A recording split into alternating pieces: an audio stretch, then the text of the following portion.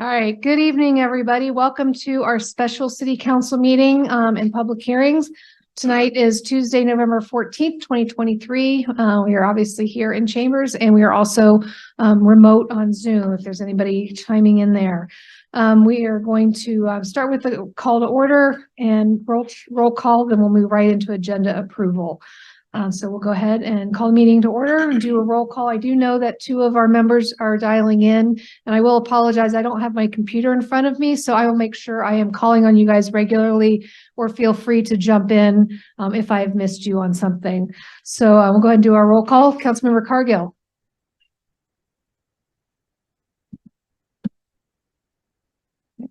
Oh, because I see him on there. Okay, we just can't hear you, Councilmember Cargill. I mean, when I chimed in a couple meetings Yeah. ago, he had to, give permission. So you have to ask. There you go. I'm here now. It was just requiring me to get permission to speak. So super. That's a result of our little episode a month or two ago. So thanks. We can hear you now. Councilmember Kurtz.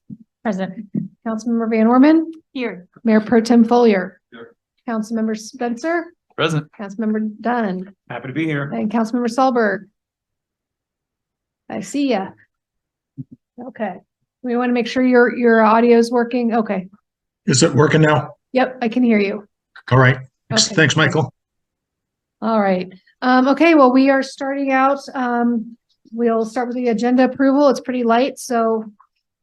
Thanks. Make a motion to approve the agenda. Second. We have a motion and a second. Do we, any discussion? Not hearing any. All in favor of approving the agenda as presented, please say aye. Aye. Aye. Any opposed? All right, we have an agenda. All right, we roll right into citizen comments. Just a regular reminder, if you're in chambers and would like to make a citizen comment, we've got sheets over by the window here. Fill out and get it to Kyle tonight. He can get them to me. We do have two public hearings. So if you have a comment on either the capital facilities plan or the budget, if you can please hold that for a few minutes until we actually get to the public hearings, that would be great. And then we'll have citizen comments again after the workshop. So if there's anybody online wanting to make a comment, either on something general or during the public hearings and appeals, please send a note to our meeting managers in the chat feature and they'll get my attention. So is there any, I don't see anything here in chambers. Do we have anybody online wanting to make a comment on a general topic?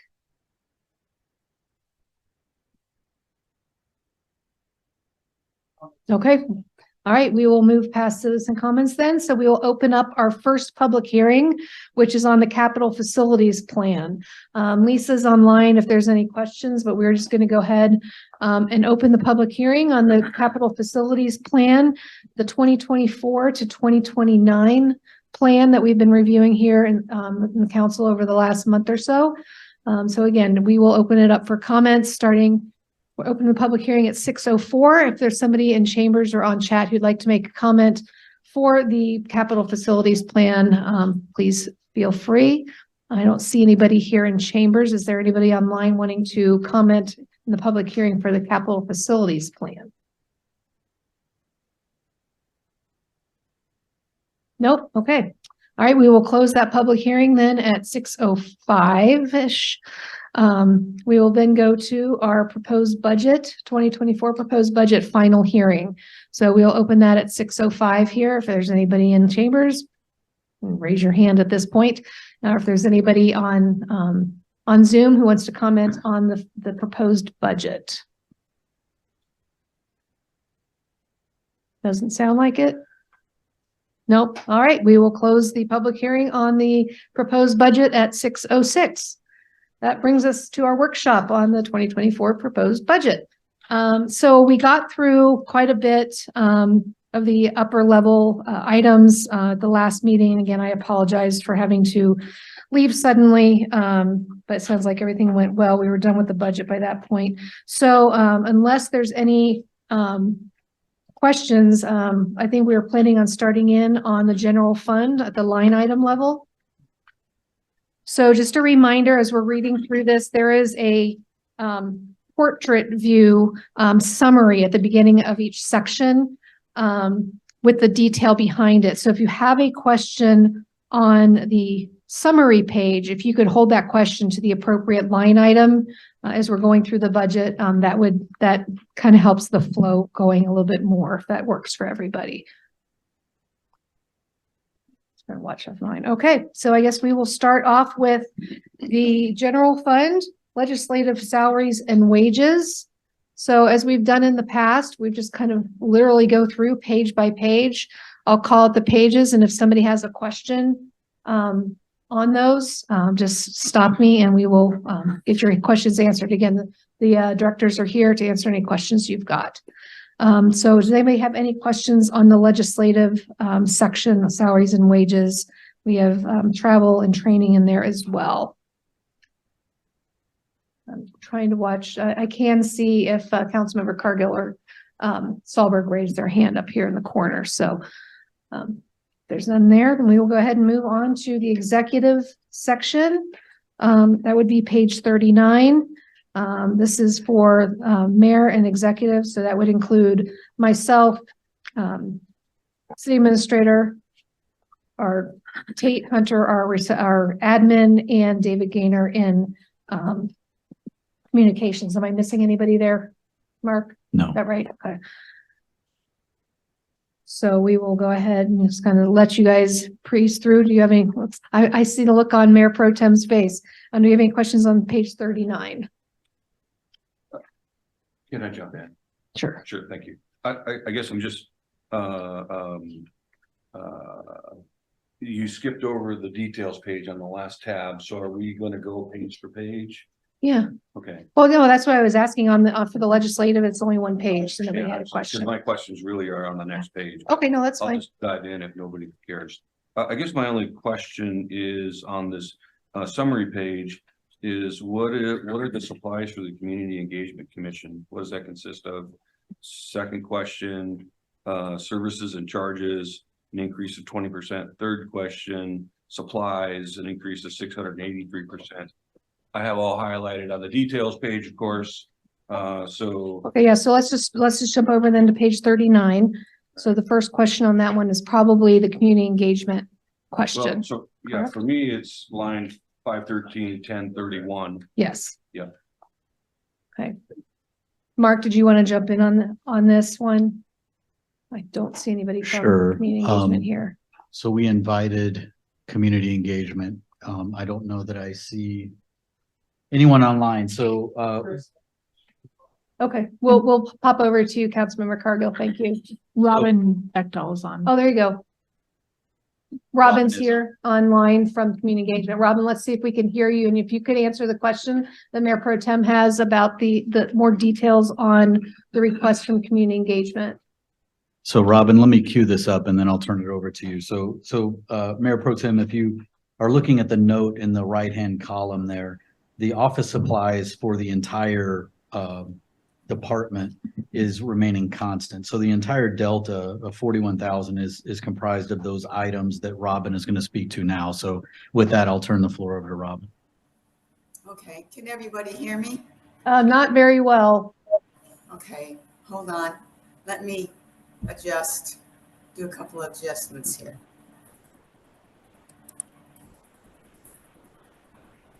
Okay, can you hear me now better? A little bit, yeah. Okay, I'll try and talk a little louder also.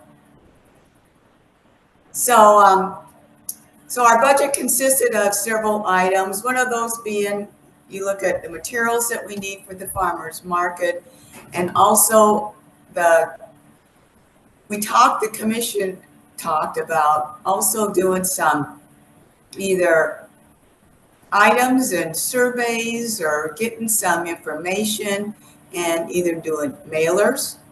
And so we put some in the budget for that. We also put some in the budget if we needed to do any type of survey type of work and needed to put that in the splash.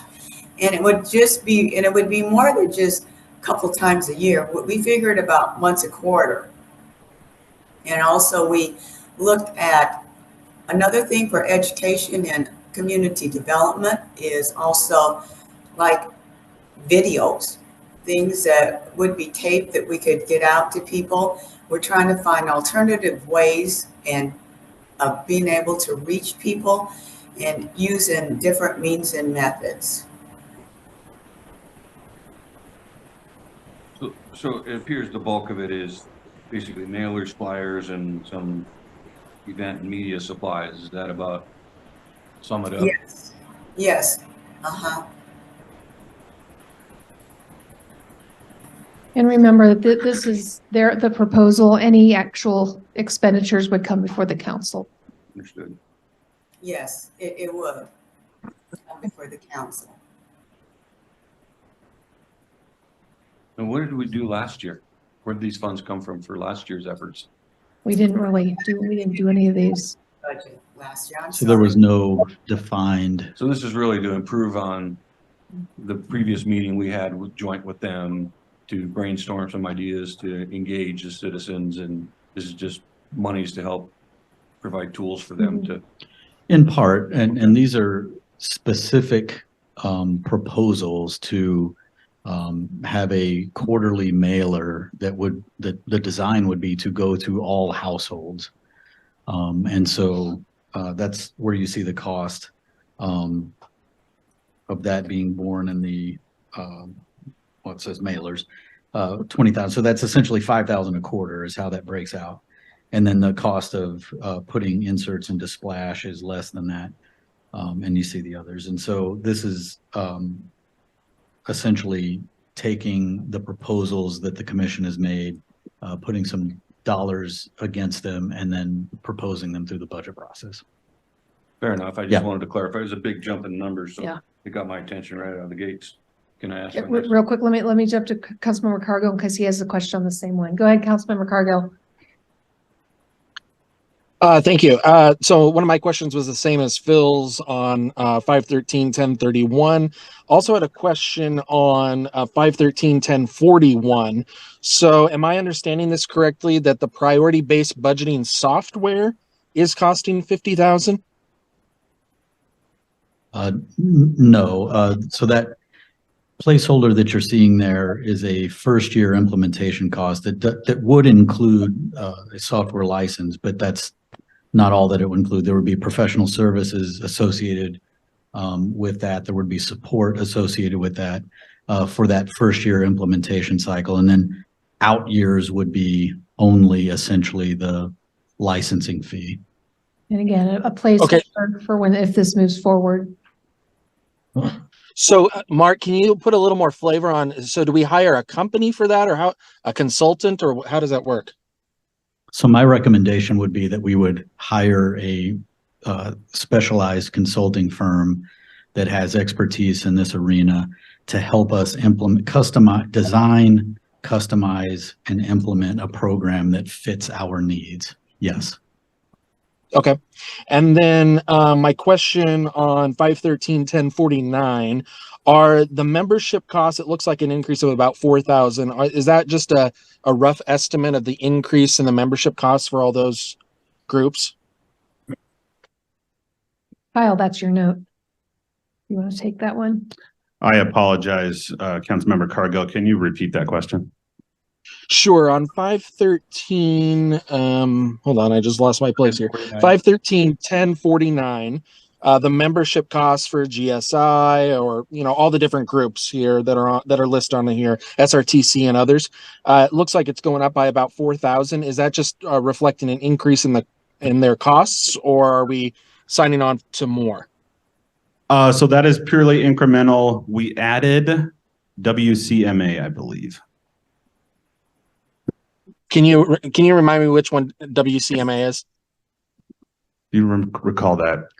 It's the Washington Yeah. City Management Association, which is essentially the state chapter of the International City Management Association. Okay, thank you. All right, we'll roll back to Mayor Pro Tem. No, that was my question. Oh, okay, great. All right, so does anybody else have any questions on page 39? Councilmember Spencer? Well, I'm jumping to 40. Okay, let's make sure we don't have anything on 49. Nope, going once, going twice. All right, page 40. Top of the page. Got it. So, and I think Cargill had mentioned something about GSI. I don't think that was included. I think this is where GSI and the Valley Chambers. I guess my biggest question here is, do we have any way to quantify what kind of value we're getting out of the GSI membership in particular? That's a great question. Gary and I have talked on multiple occasions, and Gary has been here to present. That is one way. There are lead generation data that we can bring before council and give you a better idea of what's going on. I think that's an area that we can and should improve on. And so one of the things that I would propose is that we work more closely with GSI to have some of that evidence-based return on investment data that we can bring back to council on a periodic basis. So that I would agree that there is a need there, and we need to do what we can do to help promote that. Do we, just as a follow-up, do they offer multiple membership levels? Yeah, we don't just know the answer to signed, yeah, they do. And we signed our contract with them earlier this year. We did. Oh, so we're in contract, okay. We are. And Okay. if you'll remember when Gary came and made the presentation, I believe that was a 12-month agreement. Right. And so Okay. we're probably about 6 months into that at this Okay. point. And so guys, I do apologize. I have to jump in. We're having some technical issues with some licensing for Zoom. And I think we're about to drop off this call in about a minute. So Oh. we will continue until then. We're working on a solution right now. Is there any way we can? We're gonna lose two of our council members. So before we drop, Councilmember Cargill and Sahlberg, if you can keep note of your questions, we'll jump back as soon as we get you guys back on. Yeah. Okey doke. All right, so anybody else have anything on page 40? Are we gonna get them back? Yeah. Okay. Not talking hours. Okay. And we can text each one of them when we're ready. Okay, so if there's nothing else on that section, we'll go on. Yay! All right, let's get a hold of, looks like Tom's back on. Let's get a hold of Chris real quick. Do we use the same link on the calendar? So You we gotta- just sent everybody a license link essentially that won't shut us off. To our email? To your council email. And so I called and texted Councilmember Cargill with that information too, so. Okay. Yeah, Chief's on. Put that on silent. Yeah. Okay, we'll wait for Councilmember Cargill to get back on and we can resume.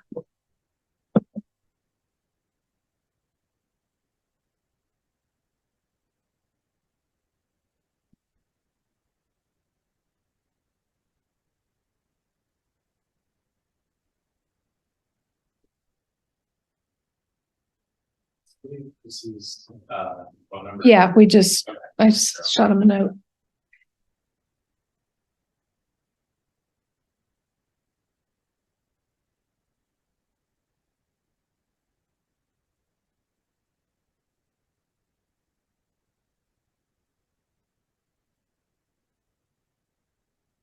Does he know we sent it to his email? You wanna follow that up?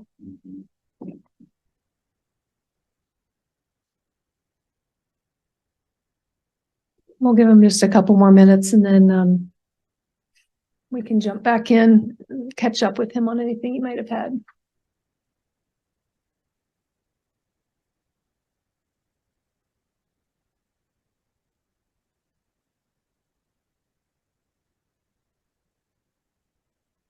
Were they unique links to all of us? Because I can send them the one from my. I just texted him the link. Okay. And Phil just let him know that It's on the city email. there it is.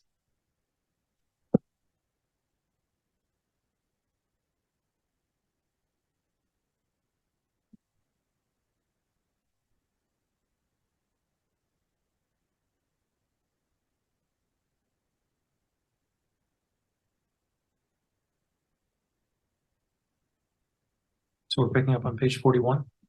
Yes. All right, let's just go ahead and jump in and I'll circle back with Councilmember Carville if he has any questions on this section. All right, so we are up to administrative. So I guess we'll say we resumed at 6:31 PM. Sorry for the hiatus. You guys had a little bit of a technical issue. So we are back on page 41, administrative services. Again, if you guys have any questions from the summary, we'll get to the line item where your question is, and we'll go through that. So jumping to page 42, again, so administrative services, basically finance, treasurer, HR, and IT, which you will see on here as planned. The IT position is showing 0. So does anybody have any questions as we jump in to administrative services? I think I see Councilmember Solberg's hand up. Yeah, thank you. And maybe somebody else was going to ask about this as you go down page 42, 514, 23, 2105, and 2204. Those are big jumps. Could somebody just explain? Give us those line numbers again. Sorry. 2105, 2204. It's the retirement and the medical. And Kyle's the one who put a note after the second one on page 42. Okay, perfect. So if I'm reading that right, so 05 and 04, so that's retirement and then medical life, long-term disability and administrative services. Is that the correct one?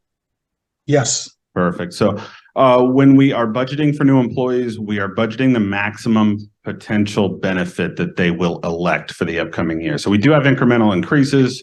We have to account for all of the elections that they might take when selecting their benefit options. And so do we plan to expend this entire amount?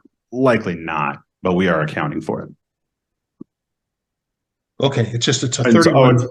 Apologies, sorry to cut you off. Adding the new procurement specialist in the line item up above. So where that obviously would have been 0 before, we're accounting for the maximum benefit elections that this new employee would take. Okay, thank you. Councilmember Kurtz.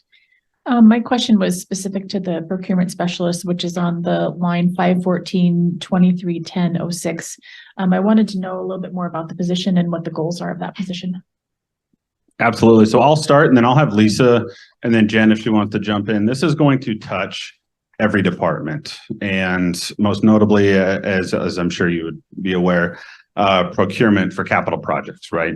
And so there are any number of statutory requirements when you're going out to procure these capital projects, services, anything touching those activities. And so that is a huge time that's a huge time commitment to cross all those T's and dot all those I's. And so we are essentially providing in-house relief to the planning department, to maintenance and operations, to streets to carry out those activities.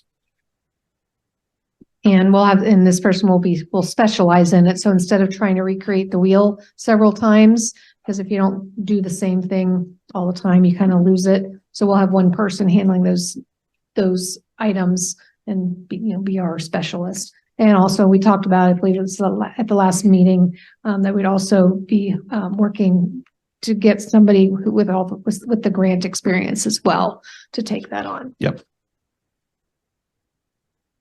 Has the job description been written? No, those will all come before council before we before we go out and recruit. Okay, anybody else on page 42? I don't see any. Okay, moving forward to 43, still under administrative services. Any questions? Okay, not seeing any. I still don't see Councilmember Cargill on here unless he's on another page. Where? He's there now. You're not going to see him on that one, but I'm here. Okay, sorry, I don't see on the one. If somebody can alert me to if he has his hand up, that'd be great because I can't see him on there. All right, so nothing on 43. Okay, we'll move forward to page 44. Figure there might be some questions on this one.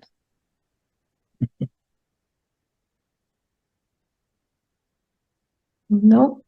I've got a question on 5537040. Pollution control and remediation. Yeah, is that just it's levied against all the cities in the area? kind of Yeah. thing? Okay. Yep. Okay, there we go. I see, Councilmember Cargill. Now I do see you here. What question? do you- Thank you. Just, excuse me, real quick question on, the very top one, 514-2341. Can someone walk through, some of these items? Most of them are listed here. I just want to make sure I'm understanding all of them.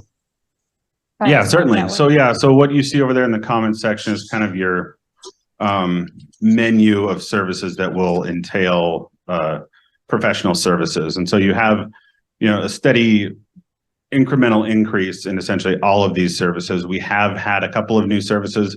We've bolstered our public records management.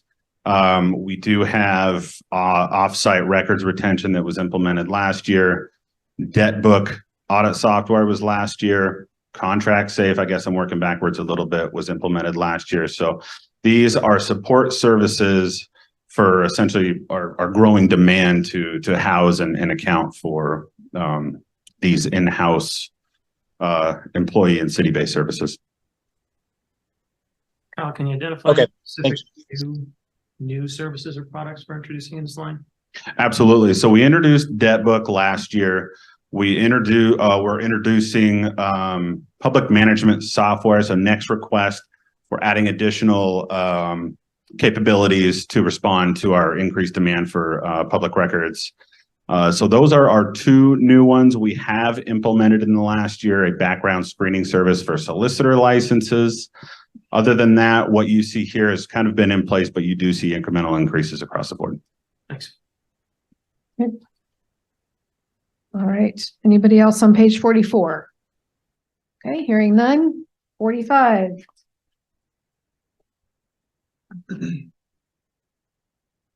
Not seeing any. Okay, go ahead, Councilmember Gunn. 594-1464, this is IT equipment, an increase of Yes. 50,000. Sounds like there's a roadmap at hand for Executech. Yep.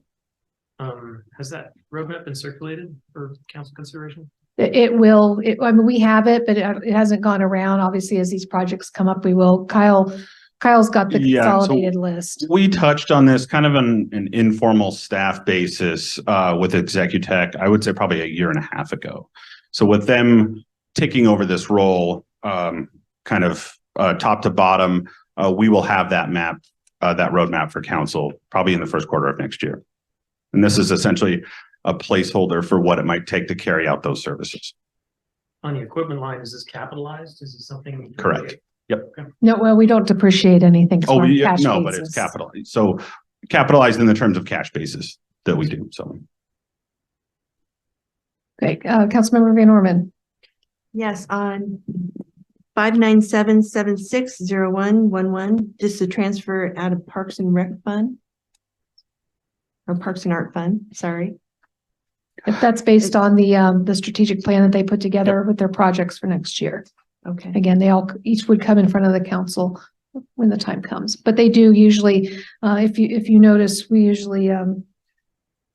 usually spend a lot less than they plan because they get so many donations. So, And that's planning located for in the worst. appendix of our budget. So. Okay, thank you. Okay, anybody else? All right. Next one is legal services. It only has its one summary page. The contract was renewed. I'm assuming there's no questions on that. Then we move into the PD. And we do have Deputy Chief here. If we have any questions, I can't see who else here online. I don't know if Chief Simmons is on. He's on. He is? A good deal. There you are. Okay, so Chief, just be ready. I'm sure there'll be some questions. So we will flip from the summary page over to the details and Mayor, yes, can I jump back to the legal services? yes, go ahead. Will that be going forward to City Council for going through the process all over again for next year? Next year we will be, yeah. We'll, Okay. go out for bid next year. All right, thank you. Okay, PD, page 48.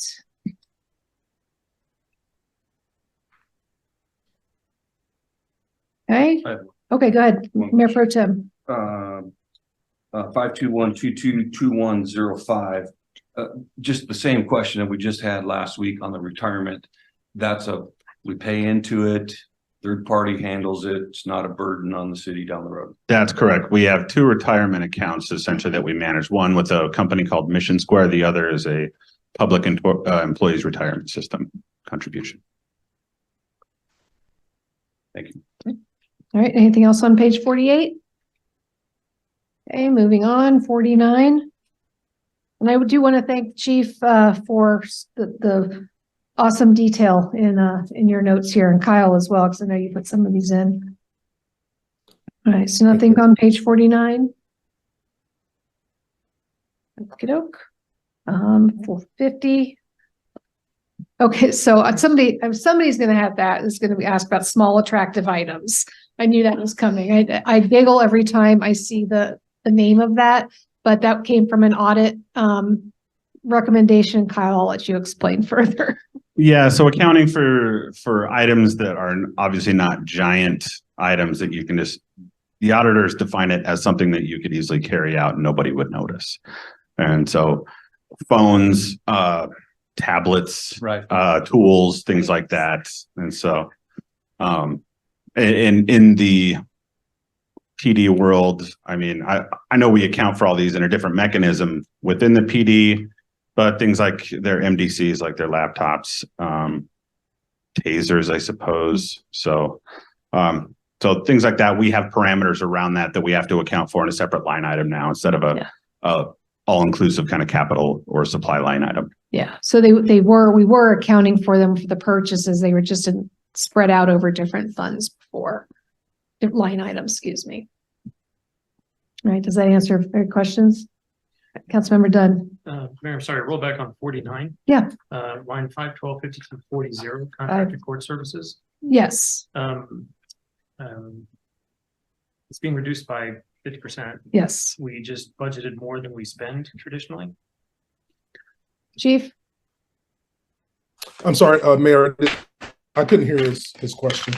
Sure. Sorry, Sorry, Chief, this is contract court services appropriated 168 for 23, 80,000 for 24, just a 50% reduction. Are we using less court services? Well, you know, the current state of the way we operate due to the police legislation has reduced, it honestly has reduced some of our arrests. And so that estimate was based on, am I frozen? No, you're good. I think my screen is frozen. You're not for us, so go ahead. I'm in a hotel room, so sorry about that. That estimate was based on our 5-year comparison. And so, and what we've been using. For example, in 2020, we used $140,134.74. In 2021, we used $119.85. I don't have my 2022 here. It's at zeros. I don't know why, but we haven't used that $180,000 completely. And that's what we've budgeted for. Those were our actuals. We're just using consistently less court services year over year. Seems. It depends on our arrests, the number of arrests we make and prosecutions. So, yeah. And as long as you feel comfortable, sir, with the amount that we have presented for you for the coming year, that's my checkpoint. I mean, there's a lot of things that we used to do that we couldn't do. Traffic stop wise, a lot of arrests came from traffic stops like warrants and driving while suspended and things like that. And so with the reduction in some of the things that we can't do and a lot of proactive work, it's reduced our cost a little bit. Yes. And to jump in a little bit, I think an appropriate correlation would be if you look at our revenue line item for traffic and fines, that line item for on the revenue side is essentially plummeted as well. Okay, thanks. Okay. Any other questions on 49 or 50? Not seeing any. Okay, we will jump over to 51.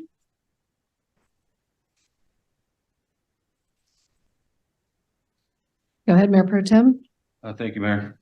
I have a question and a comment, so I'll start with my question. Can you help us understand a little more about the intent behind the $46,000 for the evidence locker system? Of course.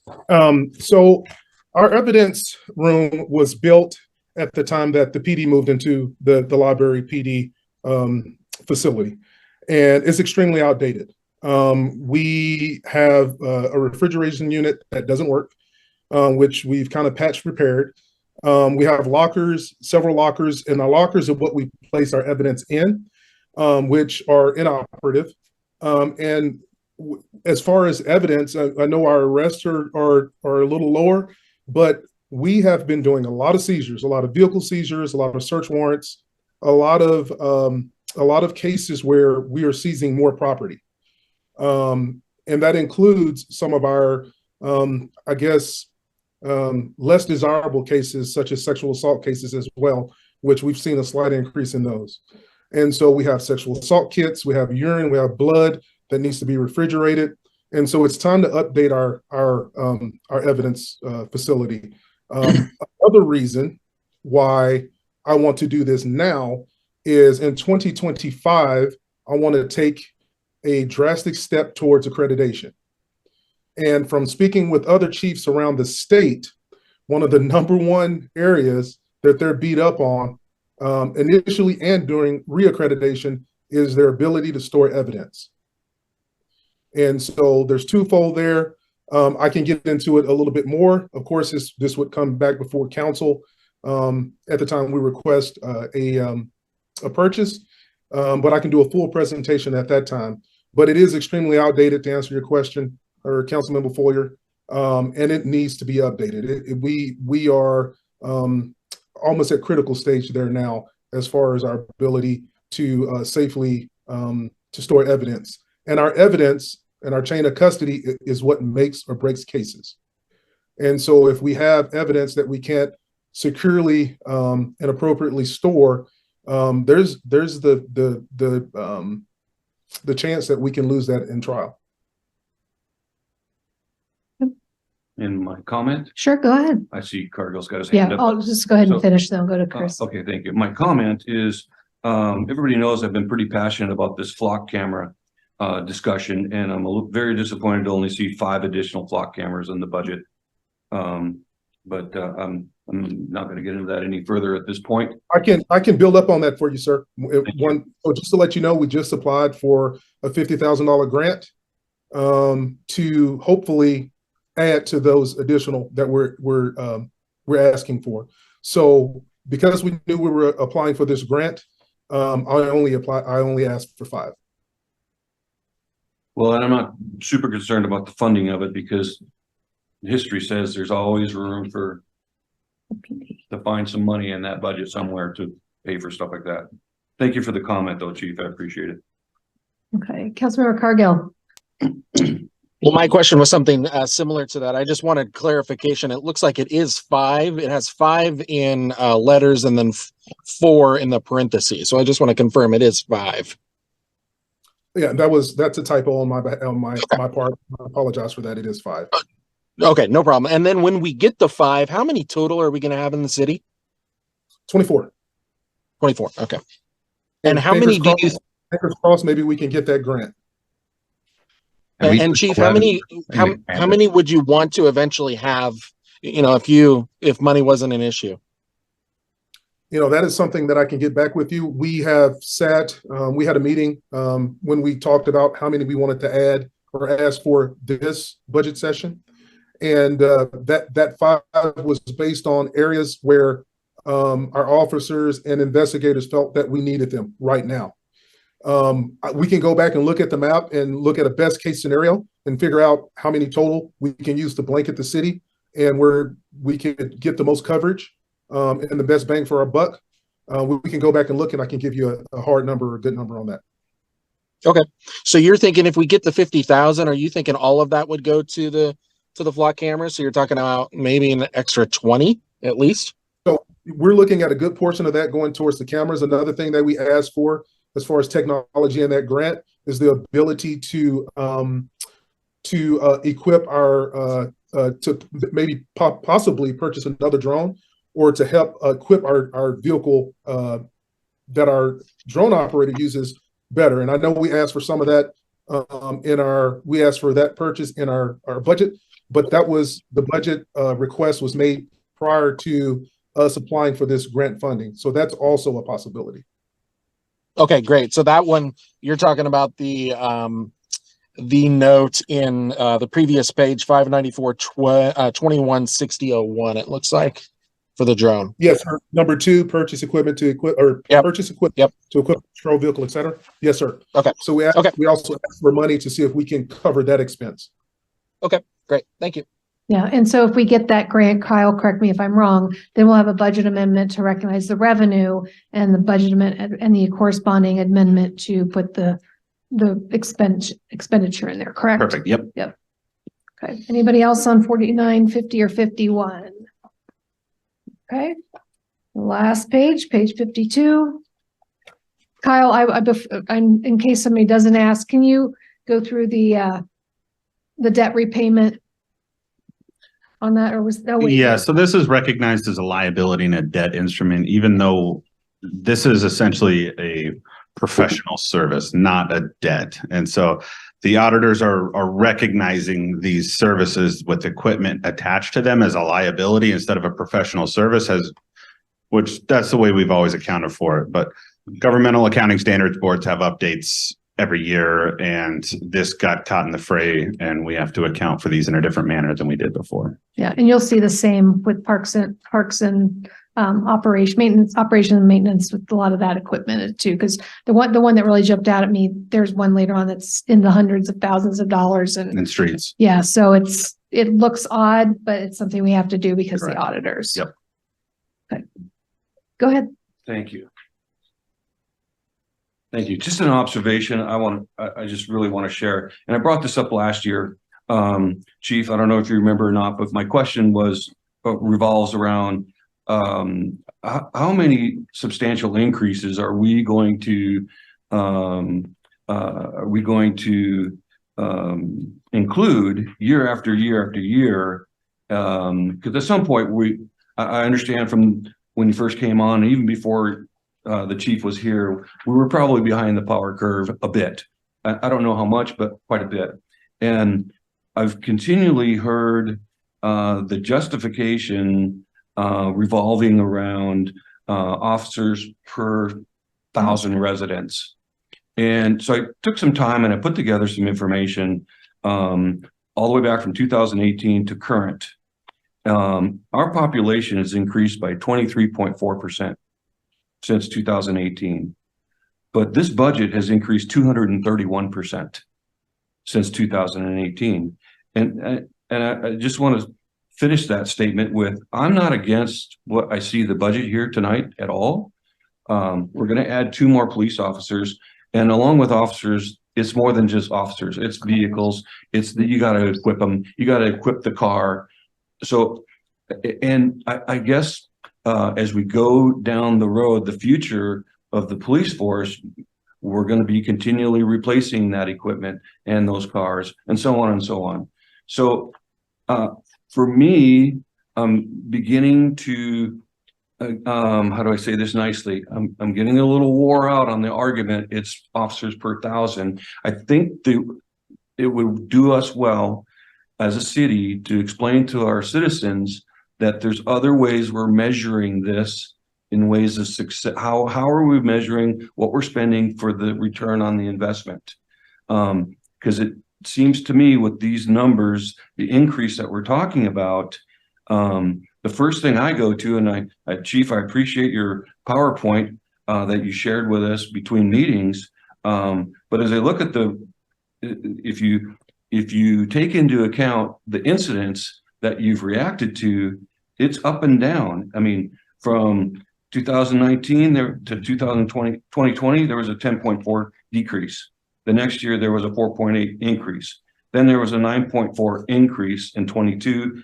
And based on what you reported to date as of October 31st, we're on track for 2020 numbers again. So that's a 14.7 decrease in number of incidents. So again, I'm not against the budget, but I think we need to start putting some more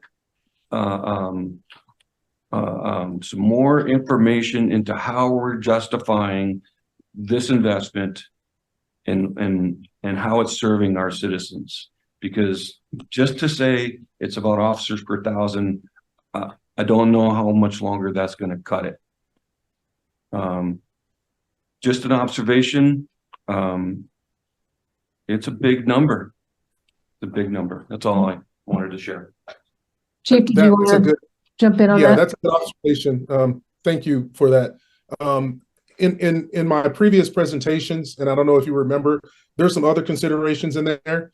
Caseload, workload, officer safety. If you got to remember, in 2018, we had officers working by themselves at night, which is unacceptable.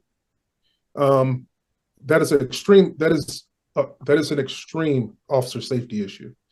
Another thing, in 2018, we had officers working at night with no supervision, which is a no-no. If you've ever heard of Monell versus the Department of Health and Human Services 1978 case, there's one thing. Well, there's four things that will get municipalities sued, and one of those is the failure to supervise. So to increase our numbers so that we had adequate supervision and adequate span of control was imperative. Number one, we could either budget for it in small increments, or we can pay out in a lawsuit, which is going to be big money if something happens. So if you want to look that case up, I can get you the information. It's Monell versus the Department of Health and Human Services. It's a case out of New York City. And there's four prongs there that courts look at when they look at civil rights violations, 1983 violations, and lawsuits. And so looking at our supervision was another thing.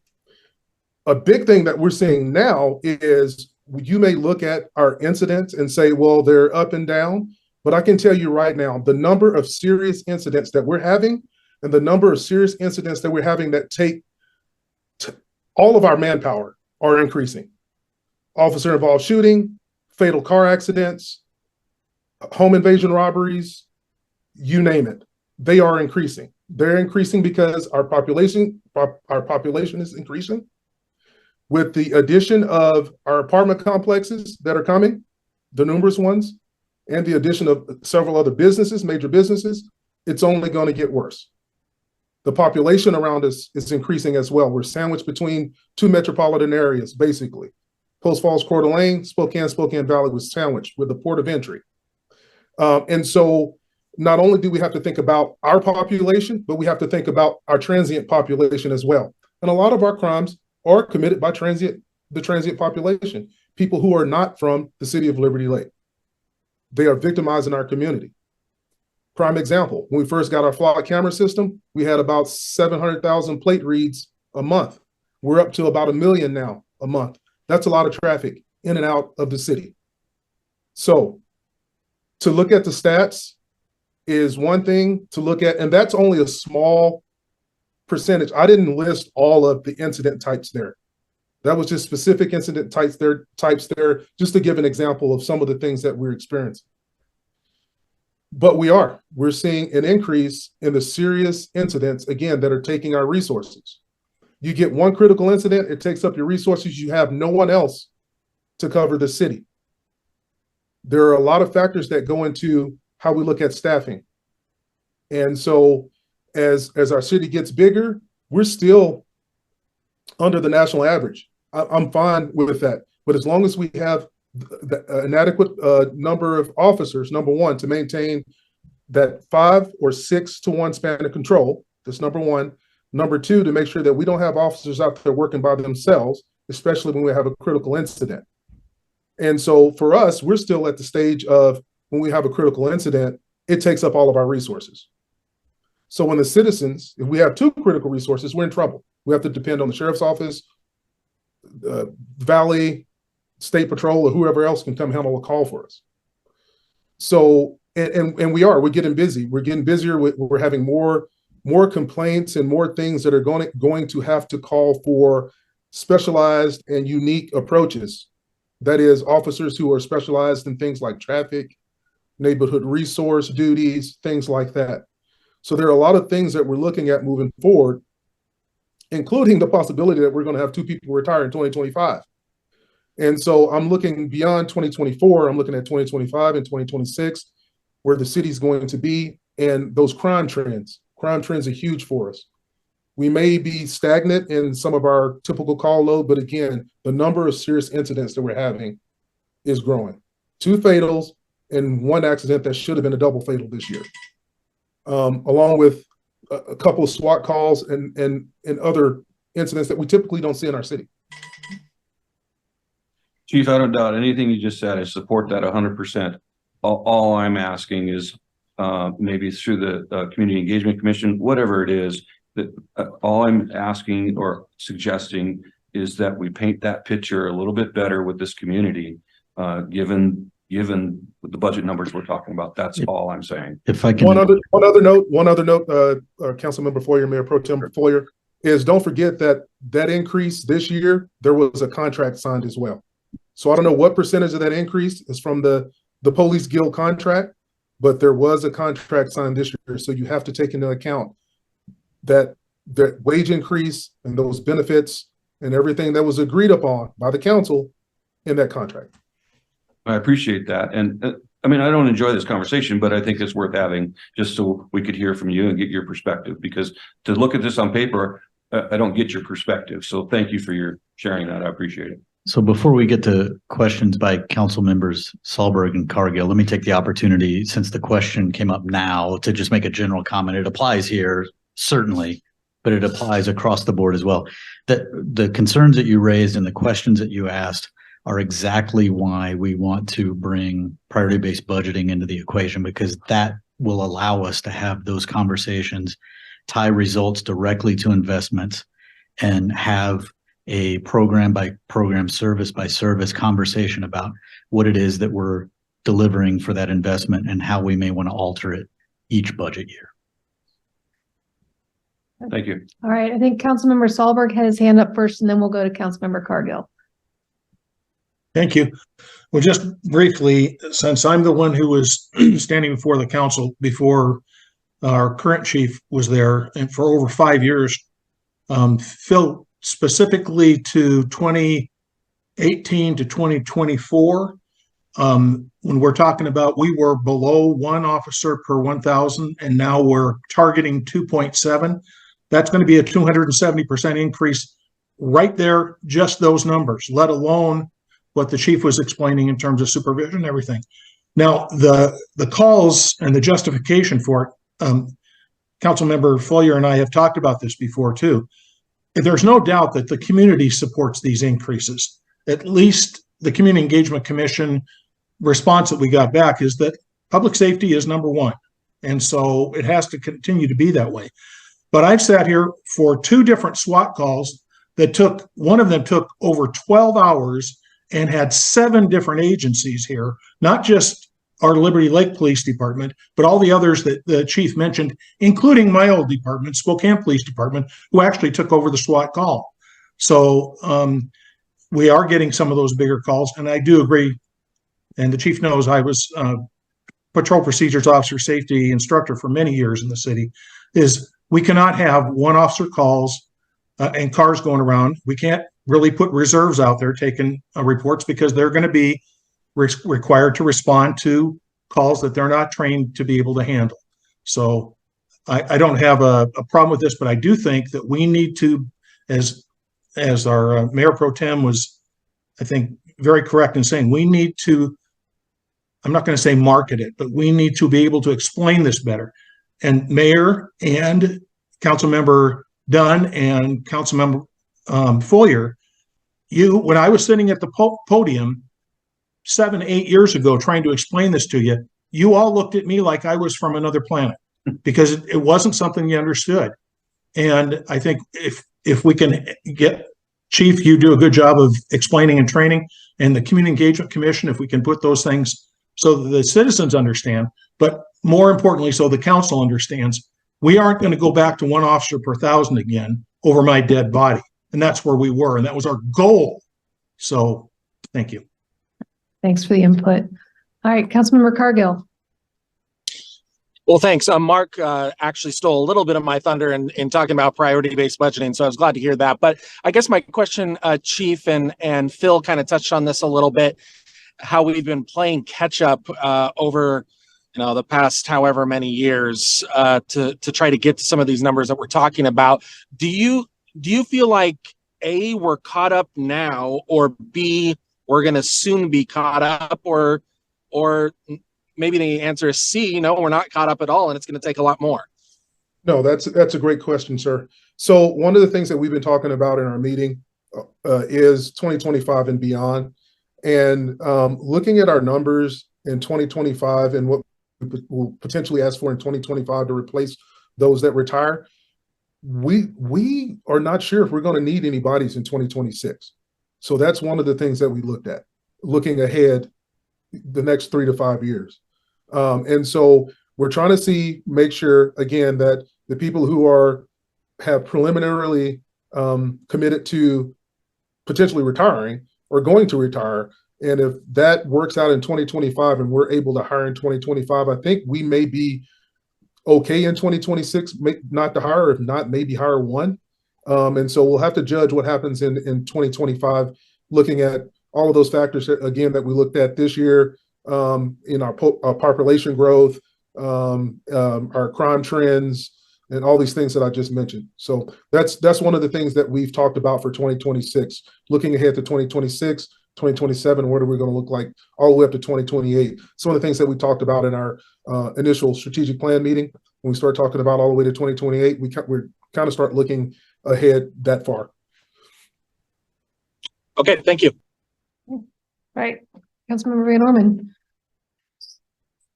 Chief, I'd like to go ahead and point out, as far as for our community engagement, that you guys do so much more. And I don't think that the community really gets that. The fact that you've got a PAL program over at the hub, that you do bike rodeos, you're intricately involved with helping out with scope, getting the community involved there, doing business checks, car seat checks. We really need to get that more out to the community, that you do so much more. Thank you for your service. Thank you. Just checking back one more time with Councilmember Cargill. I didn't know if that was a new hand or the old hand. Sorry, that's my old hand. Okay, just checking. Thanks. All right. If there's no more questions on PD, we can jump into planning, engineering, and building services. Lisa. Hey, Mayor, may I have one more? Yeah, absolutely. One more comment? I always extend this invitation. If you don't understand the PD, please come over and visit. Please schedule a ride along or numerous ride alongs. Talk to our people, experience what we experience on a day-to-day basis. And don't just ask me the questions, ask our staff the questions. Because the most important asset in our agency is our people. So if you go talk to them, maybe you can get a perspective on what we do daily and what they experience. But thank you. Agreed. Okay, I know Lisa is on. So we will jump into planning, engineering, building services with page 54. Councilmember Dunn. Question, actually, if we could turn to 53. Sure. Just to make this better in the future, the position summary column of numbers employees is off by 1. Oh, shoot. Good catch. I don't know how I So did that. the 21 total is 5 based on the numbers presented. The 2022 set is 7. The 2023 set is 8. So we're adding 3 positions in the current period. I don't know. You're our finance director. You're a Thank numbers you. guy. It's okay. Make it a little better for next time. Oh, cool. 7 lashes with the wet noodle, or is that what they say? I'm not sure. Thanks, So Dan. it's 3 positions being added. Yes. Planning. Thank you very much. Okay, so we'll go ahead and start with page 54. Anybody? Okay, mostly salaries, wages, and benefits there. Page 55. Mayor Pro Tem. Thank you. Bottom of the page, 558504100.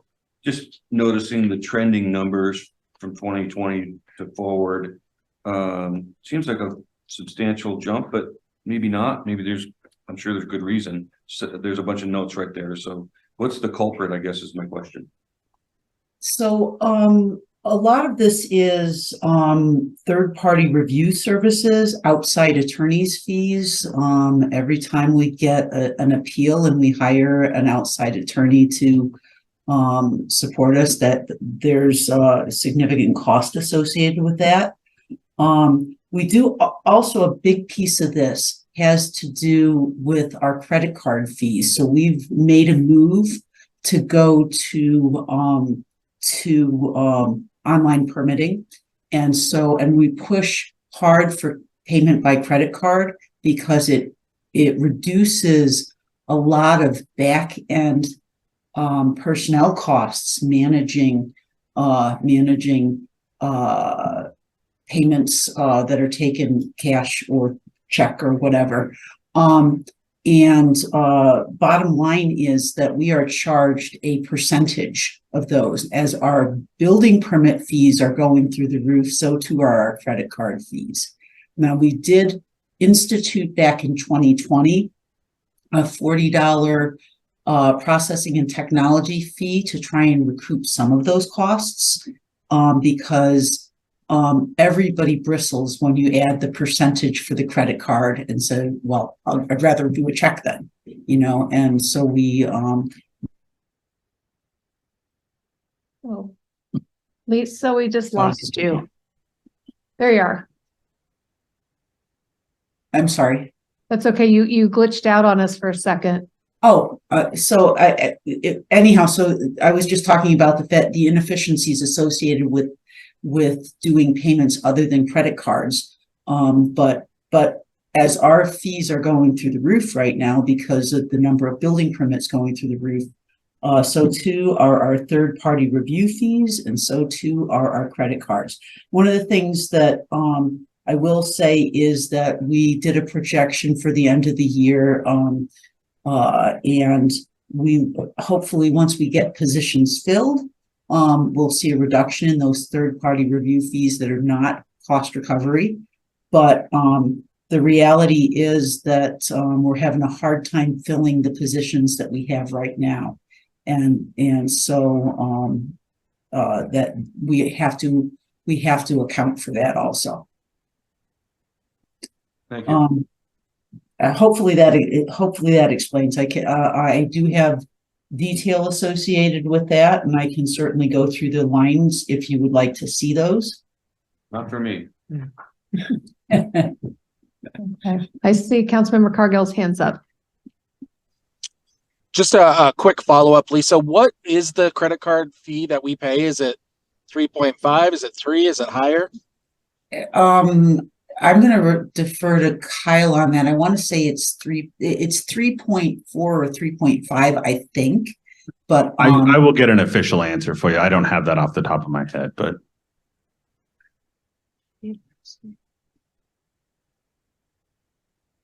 Okay, we'll note that for follow-up. Councilmember Dunn, then Councilmember Kurtz. 558-50-41 professional services. Vehicle service fees are in here. I recognize planning and building services needs to operate a couple of vehicles, code enforcement and inspections. Just seems weird to have vehicle fees in a professional services line. That's the 1 or 2 cars that you guys run, and we probably should have a good way to talk about it. we actually have a total of 5 vehicles, and we are going to be, one of them is going to be shifting to Public Works with the project manager, if that part of the budget is approved. But with that, we have to change tires, we have to do oil changes, etc. It is weird, and this is our lovely bias. The budget codes are set by the state, and we simply follow those. And so any printing is also considered professional service. Anything that is a service that is not a tangible good ends up in the category of professional services, whether it's really professional or not. Okay. Just noticing, PD does fuel consumed and other effects on a budget line. And so fuel is handled separately from oil changes and tire and vehicle service. types of operations. Yeah, it's above there in a different line item. We've got Councilmember Kurtz, then Councilmember Solberg. Lisa, the question that I have for you is one that I have for all of the directors essentially, and that is with the numbers that you put forward in the budget, the requests that you're asking for as far as staff, are those conservative or are they proactive? Because what I really want to make sure that we're thinking about, and I think that you guys have talked about this a little bit individually, is I want to make sure that we're anticipating the need and anticipating the demands that are going to be put on us with the police department, with planning and engineering, with operations and management too. And I think I said this last year when we were doing the budget process too, but when you have an employee, you have about 75% of their time. They're going to take a vacation. They're going to go on sick leave. They're going to go to training. You're going to have to hire, and there's not going to be somebody there for a while. And so I'm wanting to make sure that what you guys are putting forward in your asks in this are proactive and meet the anticipated need, not just like, this is our bare bones. I want to make sure that you guys have what you need. So thank you for that question, Councilmember Kurtz. This is moving us in the right direction. I only have so many places where people can actually sit in this building. And I'm not certain what is going to be the right number. We're so far below the right number right now, and it's difficult to tell with the number of vacancies that we've had. This will move us in the right direction.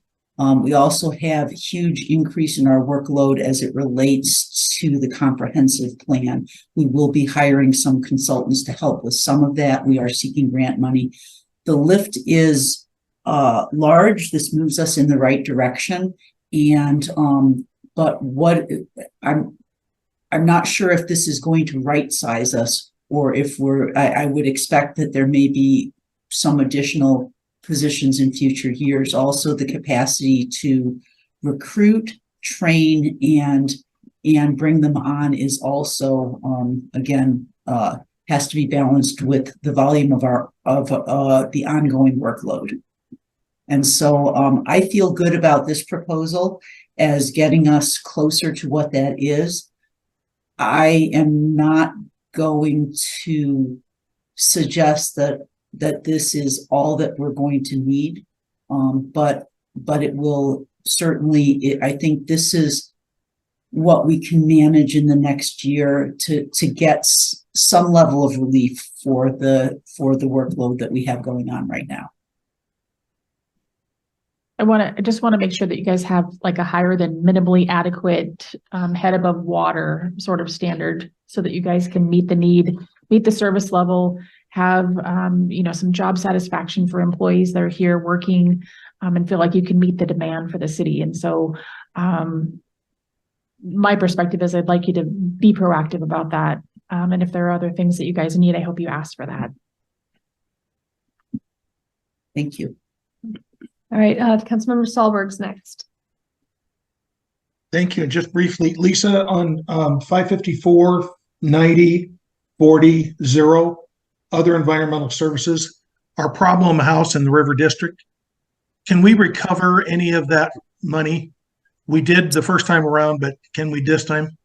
We actually have not recovered. We actually don't know that we're going to have to expend that. So the update on that is that it is going to public auction in November, and somebody may buy it and take over our headache. If they do not, then we will proceed with this. Yes, we believe that we will be able to recoup this, but it will be a process, and if we take this over sometime next year, we probably won't see the proceeds of a sale until the following year. I think that we probably will come close to recovering our cost, if not at least coming close to breaking even. Okay, thank you. Okay, thank you. All right, any more questions on page 55? Okay, going on to 56. Anybody?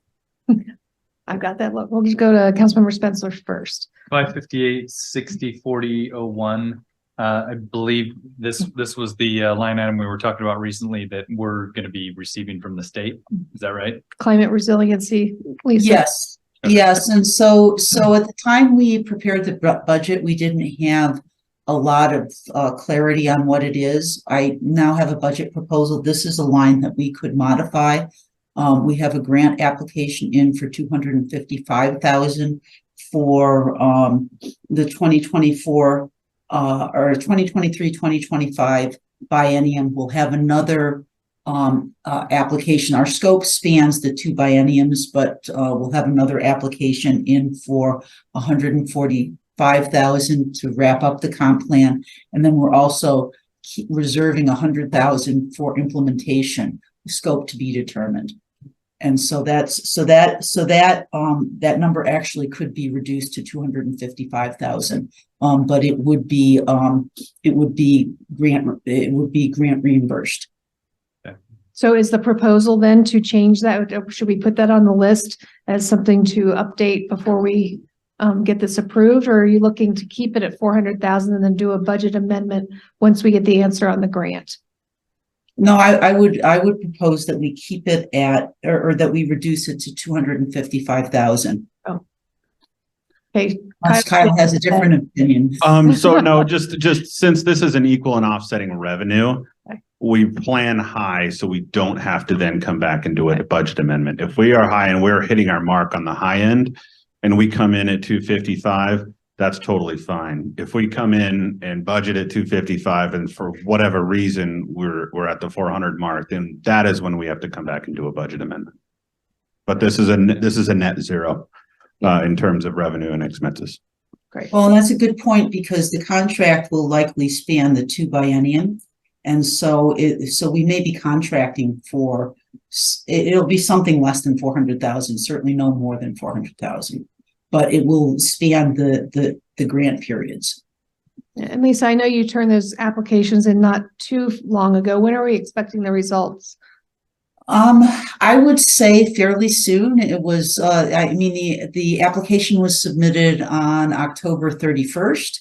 Actually, October 30th, the due date was the 31st. So we should be hearing within the next couple of months. They do have, obviously, they've allocated the money for our city. Whether or not we get it in this biennium depends on how many people come out with grant applications that have a sooner, are in the 2025 comp plan cycle. But given the short turnaround time on this grant, I suspect that we'll do all right. Okay, great. Yeah, I know you didn't have a whole lot of time to get that in, so thanks for your extra work on that. I think Mayor Pro Tem had a question. Thank you. Follow-up question. Did I hear that that's net cash neutral? Yes, that's correct. So any expense that we have will be offset by an incoming grant reimbursement on the revenue side and the comp plan. For climate resiliency, yes. Climate resiliency, we also are eligible in July 1st of next year to go after $125,000 comprehensive plan grant that we can use for whatever towards that. I have specific, so we do have in the capital facilities plan, you'll see some offsetting revenues associated with, and in our revenue stream, you'll see the offsetting revenues associated with some of the comp plan costs that we're going to have that are really reflected in capital items. So that was my follow-up question to keep me from digging, since I got Mr. Treasury over here. Where is the offsetting revenue in the budget? So Lisa, correct me if I'm wrong. That would be, so we can budget zero if we don't have that grant in hand, and we don't need to account for revenues. When we do a budget amendment, it's only expenditures. And so we can plan for the expenditure, and then worst case scenario, that comes out of our bottom line. That's a planning or a cash balance deduction, from our ending balance. If we do happen to are successful on that grant, then it is a net zero, or it's some offset of that. Okay. And that was the first thing that caught my attention was, holy moly, there's almost $1 million increase in this department. Yeah. There's got to be a good reason why. Yeah. My other question is, if I can. Oh, absolutely. the 65,000 for the deployment of the GIS urban geographical information system. Can you talk a little bit about that, Lisa? Yeah, I can. So this is a data a software enhancement for our GIS. We have a basic GIS system. We have some pretty heavy lifts in terms of the comprehensive plan update this year. The GIS Urban is going to enable us to do much more robust analysis as it relates to, and I know that you know from your past involvement with Home Builders Association that we have a land quantity analysis that needs to be done. We have a land capacity analysis that needs to be done. And this land capacity analysis is like a whole new and different thing that's related to how we're going to be able to address housing needs at all economic spectrums, at all ends of the economic spectrum. And that is a requirement that has been put on us by Commerce. This tool will certainly enable us to do those analyses, but it'll also enable us to much better communicate with our citizens on different scenarios in the land use planning aspect of the comprehensive plan, communicate different, be able to show in real maps what development might look like under these different scenarios, et cetera. It's a wonderful tool. Again, it's going to be critical in the process of completing these comprehensive plan analyses that are that have been brought forward in the under the growth management amendments. Great, thank you for the explanation. Okay, Councilmember Van Orman. Lisa? Yes. With the GIS, will that give us the capabilities of being able to see where utility lines, basically the underneath mapping takes place? Yes, so some of the infrastructure is not ours. We have started already with our stormwater master plan, the GIS database for our stormwater facilities. We are going to be adding to that with our pavement master plan this coming year. Our sidewalk master plan. We are building the data. GIS Urban will enable us to do even more. Again, we can work with our partner entities, Liberty Lake Water and Sewer District, Consolidated Irrigation District, and Spokane County Environmental Services to try and also map where their utilities are located.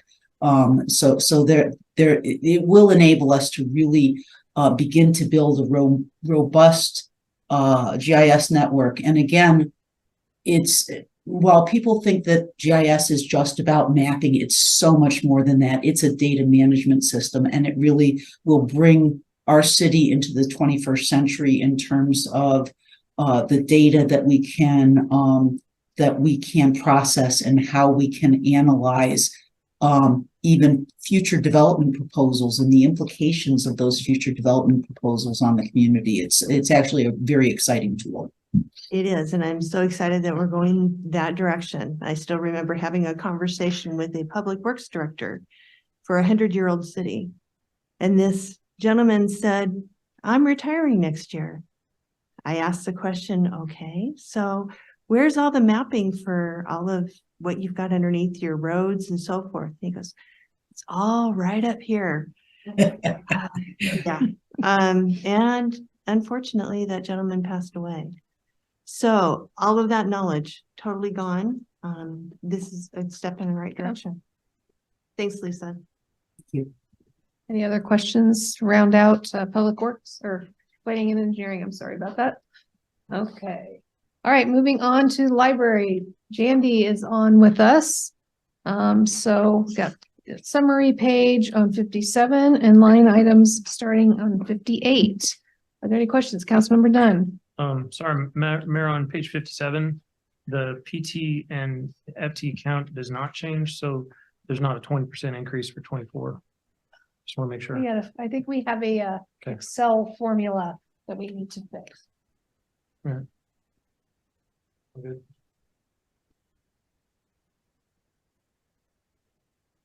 Right, thank you for pointing that out. All right, into the line items, page 58. Any questions? Councilmember Cargill. Thanks, Mayor. A couple of questions. One, let's see, where are my notes here? The purchase of the 3 additional hotspots. How many hotspots do we have right now, and how often are they gone? So we currently have 10 that are circulating for the public use. We have a couple that are used for just staff. They are never at the library. They are 100% always gone. Is there a time limit on how long they can be out for? So they check out for a week. That is a challenge that we've noticed across the board with all of our CIN libraries, is people are not good at bringing them back on time. But the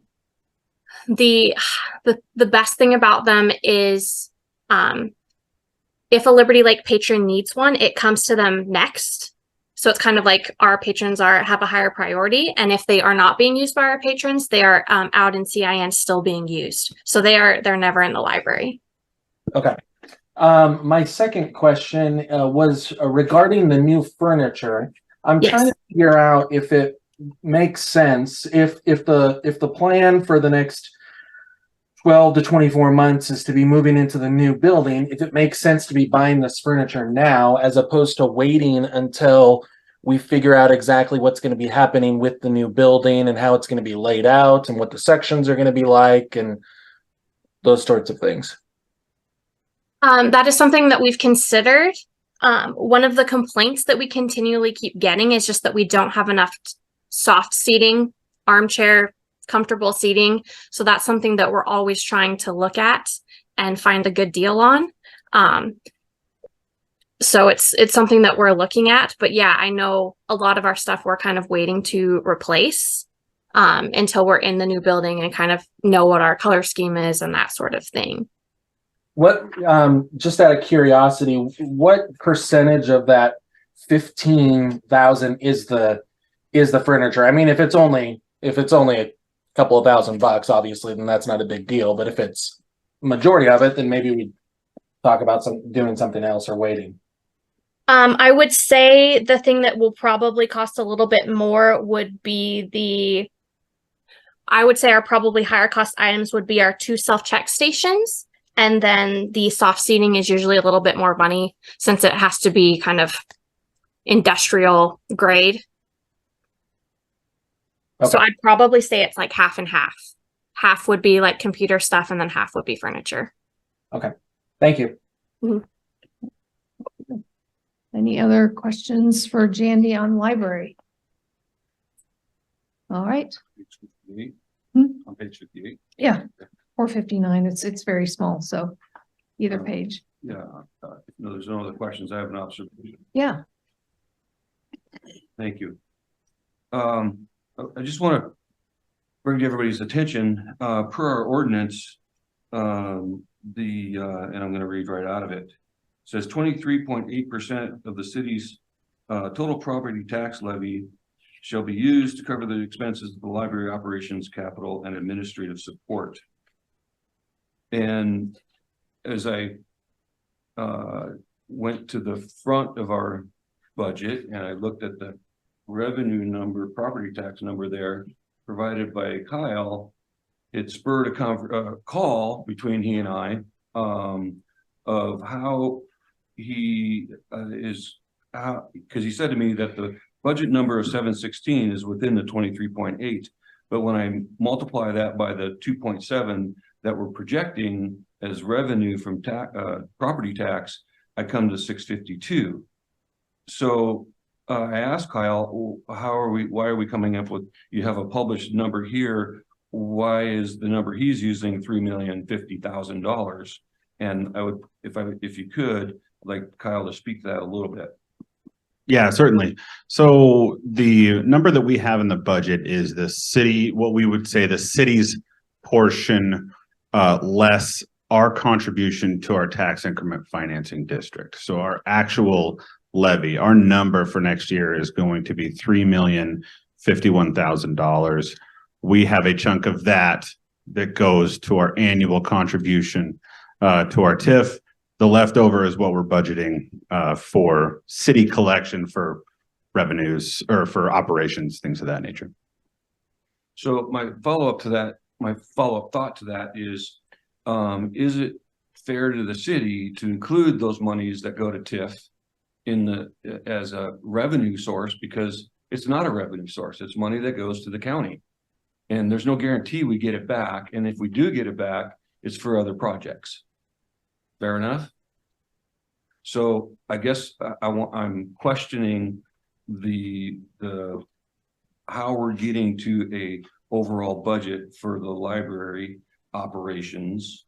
And then to go a little bit further on that, it says that it will cover the library operations, capital, and administrative support. So as I was going further on through our budget, I start seeing other line items in other departments that have a total of about $125,000 dedicated to library capital.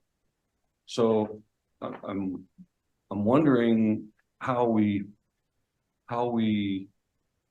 everybody feels and views our ordinance against this budget.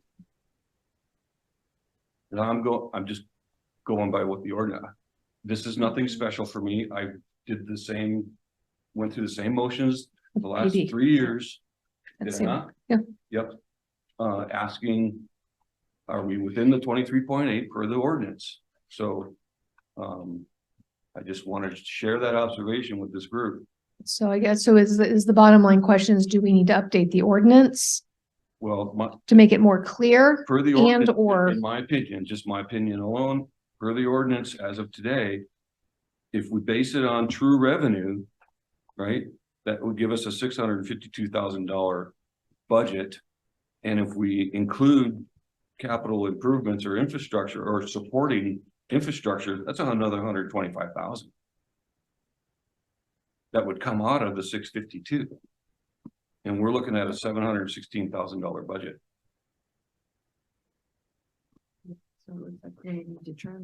So I know somebody will probably say the 23.8 is the minimum. I understand that. But if it was a 10 or 50, 20 or even $50,000, I don't think anybody would be too concerned. But this budget, in my mind, does not jive at all with the ordinance. I don't know that we're going to answer that tonight, but I certainly think it's worth some thought and maybe further discussion. But it's a lot to absorb. Yeah. Do the numbers for yourself. Yeah. We're going to have another meeting on the budget, right? Yep. Tuesday next week. I'm not suggesting we make a decision tonight. I'm just think it's worth more consideration. Okay. We can pull some stuff together and add that for our discussion next Tuesday. Are any of my numbers wrong? No, absolutely. And we can flesh out this discussion further Tuesday. I think at the crux of it is, what does that ordinance mean? Is it inclusive of all of our property tax revenue, or to Mayor Pro Tem's point, do we need to piece that out and consider that a separate source of revenue? Yeah. So I think, well, and Kyle, we can have some more offline discussions, go back to the beginning, the beginning when it was 50 cents out of the property tax, that's how we came up with the 23.7% later. Right. What was the original intent on the original ordinance? Where did that 50 cents come from? Was it out of everything, or was it net of that tip and left? So I think we have to go back to the beginning. So let's work on that this week. And I'm always better when I see it on the screen instead of trying to, my husband always does, his math in the air, expecting me to follow it. I got to have my hand on paper. So let's try to prepare that for next week. Right. So if I may, I'd like to point out my other points of reference, and not to jump ahead, but it pertains to the library. If you go to page 62, and if you look at line item 5.1.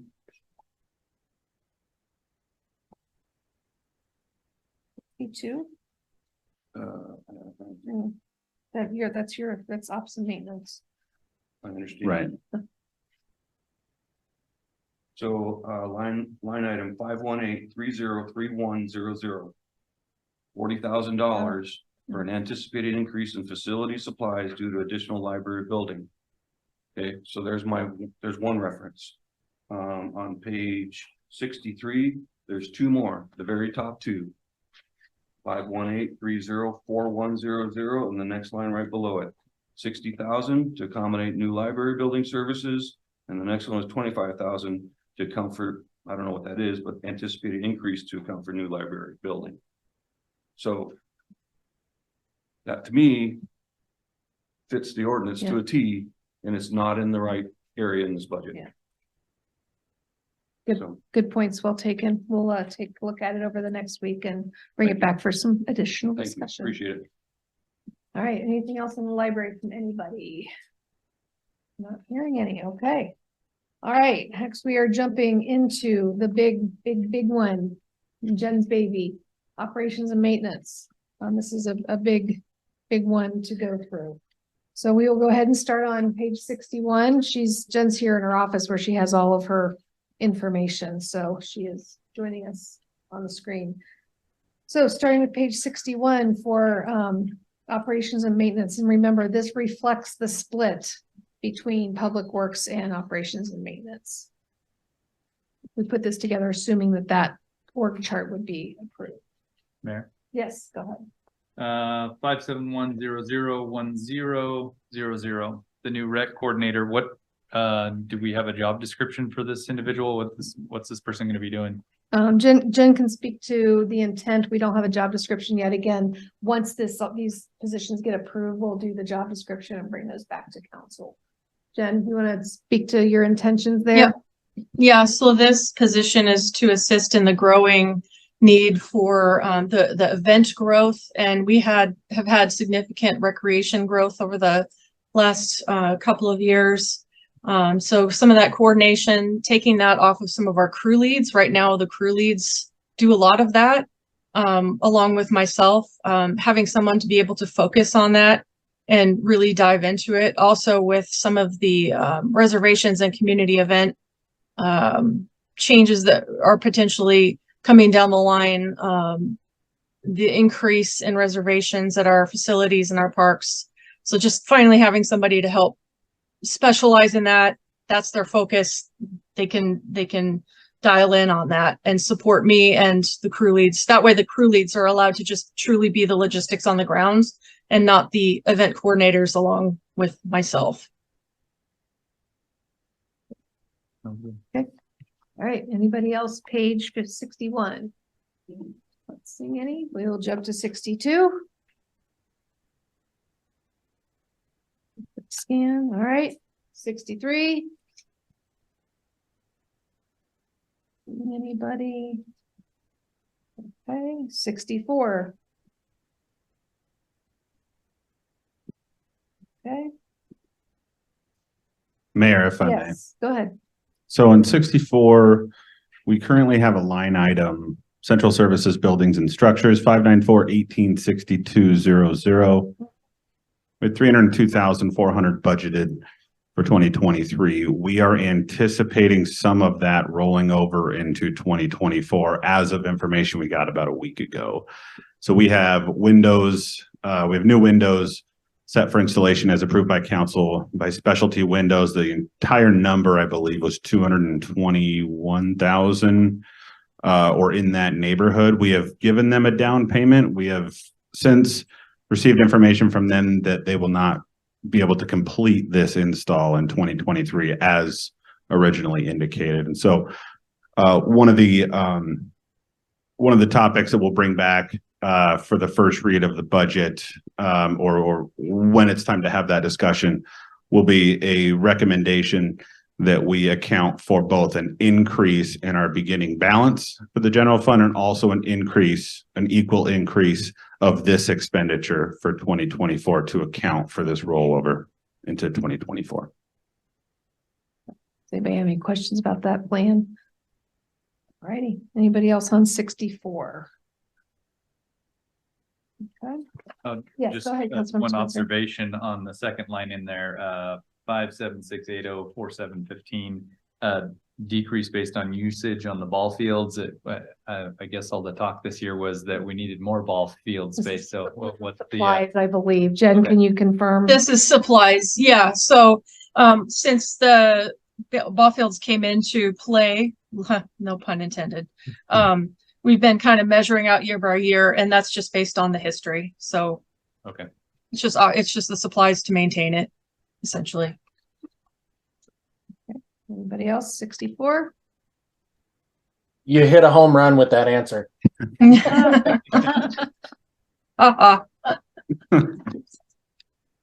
Right, okay, and 65, some totals. All right, wow, okay. Now we get into all other funds. It is 7:46. I assume you guys want to continue? I'm not seeing anybody say no, so all right, we'll jump into other funds. First is street operations and maintenance. What? Nothing.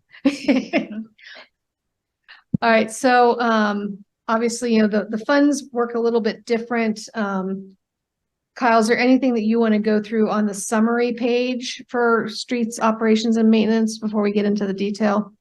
I mean, a lot of it on the revenue side is what we have talked about over the course of this entire year, is this transition out of utility tax and into a transportation benefit district sales tax. So that's obviously reflected in the summary page. Mm-hmm. That is our major obvious change. And then a allocation for a public works director, a percentage of that into streets as well. Okay.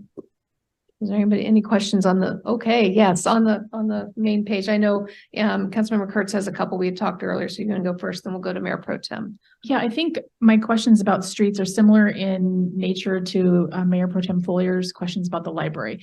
So when I went through the whole budget, I saw different parts of streets, things that are related in different pieces of the budget. And when we had talked about moving to the transportation benefit district and changing the tax, one of the things that I had said was wanting to make sure we fully fund the streets. Councilmember Cargill asked the question, well, what does fully funding the streets mean? And that's what I want to really understand with this. I saw different parts of capital expenditures, different parts of some direct and indirect costs shared amongst different places. So I think what I would love to see, similar to what the ask was for the library, was how much does maintaining the streets with shared equipment, shared bodies, all of that cost us? And I know that probably is not a thing for tonight, but that's kind of the overarching question that I have, that I thought maybe everybody else might have as well, to make sure that we do answer that question, what does fully funding the streets mean, so that people are comfortable addressing the question about the tax. Absolutely. And to a certain extent, we try to isolate capital expenditures versus operational expenditures with streets and using other funding sources to fund. So real estate excise tax is our main capital projects funds that we'll use to fund streets. And so to the extent that we can separate pure operations, isolate that and figure out what that fully funded all-in cost is going to be, and then match a revenue source to that is the goal. And so we're in this transition phase from end of 2023, pretty much all of 2024. What is this going to look like long term? And that is a fact-finding mission that we're going to kind of undertake in 2024 and beyond. And then hopefully in 2025, 2026, we have a more concrete example of here's your all-in operation costs to fully fund streets. We can piece out to the extent resources are available, piecing out the capital facilities plan, what those capital costs look like in those other funds as well. So, Mayor Pro Tem. Thank you. Kyle, I'm going to use your analogy against you. Okay. I'm kidding. However, not fully. I'm going to use it a little bit. Earlier, you said that on the $400,000 for the environmental climate resiliency. Climate resiliency. Thank you. You said it's better to come in higher, and if we come in below that means no budget amendments, and it's just simple and easy to deal with. So as I look at this overall budget, we're reducing the revenue, the resources by 15% because we're eliminating utility tax and we're including a 0.1% increase on the sales tax. So when I saw that, the very first thing that popped into my mind is this body hasn't even had a debate about that yet. So why would we go use a different theory based on budgeting when we haven't had any discussion about it? So as I look at the previous, since all the way back to 21, it's pretty consistent. So why would we not budget for something that's similar to the last 2 years? And if we can afford to come in under the revenue source and change it, then there's no, like you said, there's no budget amendments. It's easier to track, deal with. What's the thinking now? Absolutely. So this was, I think we're on the tail of a policy decision in council, and I think the desire was to get away. I think every year we had this discussion. Utility tax was promised to be temporary, and I think we are fitting a funding mechanism to be able to get away from utility tax based on what I think Mayor and the council wanted to see as a strategic or a preferential funding source versus utility tax. And so we're essentially telling the tale that we can get this done. It's a transitory phase, but we also we can fall back on potentially a cash balance interfund transfer from the general fund to fully fund this activity. We can also, if we do come to the conclusion that this is an ultimately preferential funding source, which I think it is, there's options to increase that by putting it on the ballot if we are seeing a shortfall and we're having to subsidize street operations with the general fund going forward. So this is a policy decision that we're trying to execute based on the will or the desire to eliminate the utility tax. And my ask of Kyle when we were putting this together was with regards to the utility tax and sales tax adder, let's look at the worst case revenue scenario. And then that will lead us to, well, we can either live with that, or like you said, we can either, make a shift in the utility tax to make up the balance, or whatever you guys decide that policy is. But to look at the worst case scenario and then build up from there for this one was kind of the intent.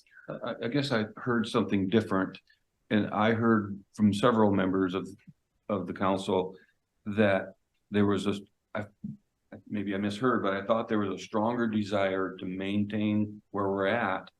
How you get there was the discussion, whether it's add the sales tax and let's lower the utility tax to whatever that number was, so we could at least maintain. I heard that multiple times. So when I saw this, I was like, that's not what I recalled in previous unofficial conversations amongst this body. So I just wanted to throw it out there.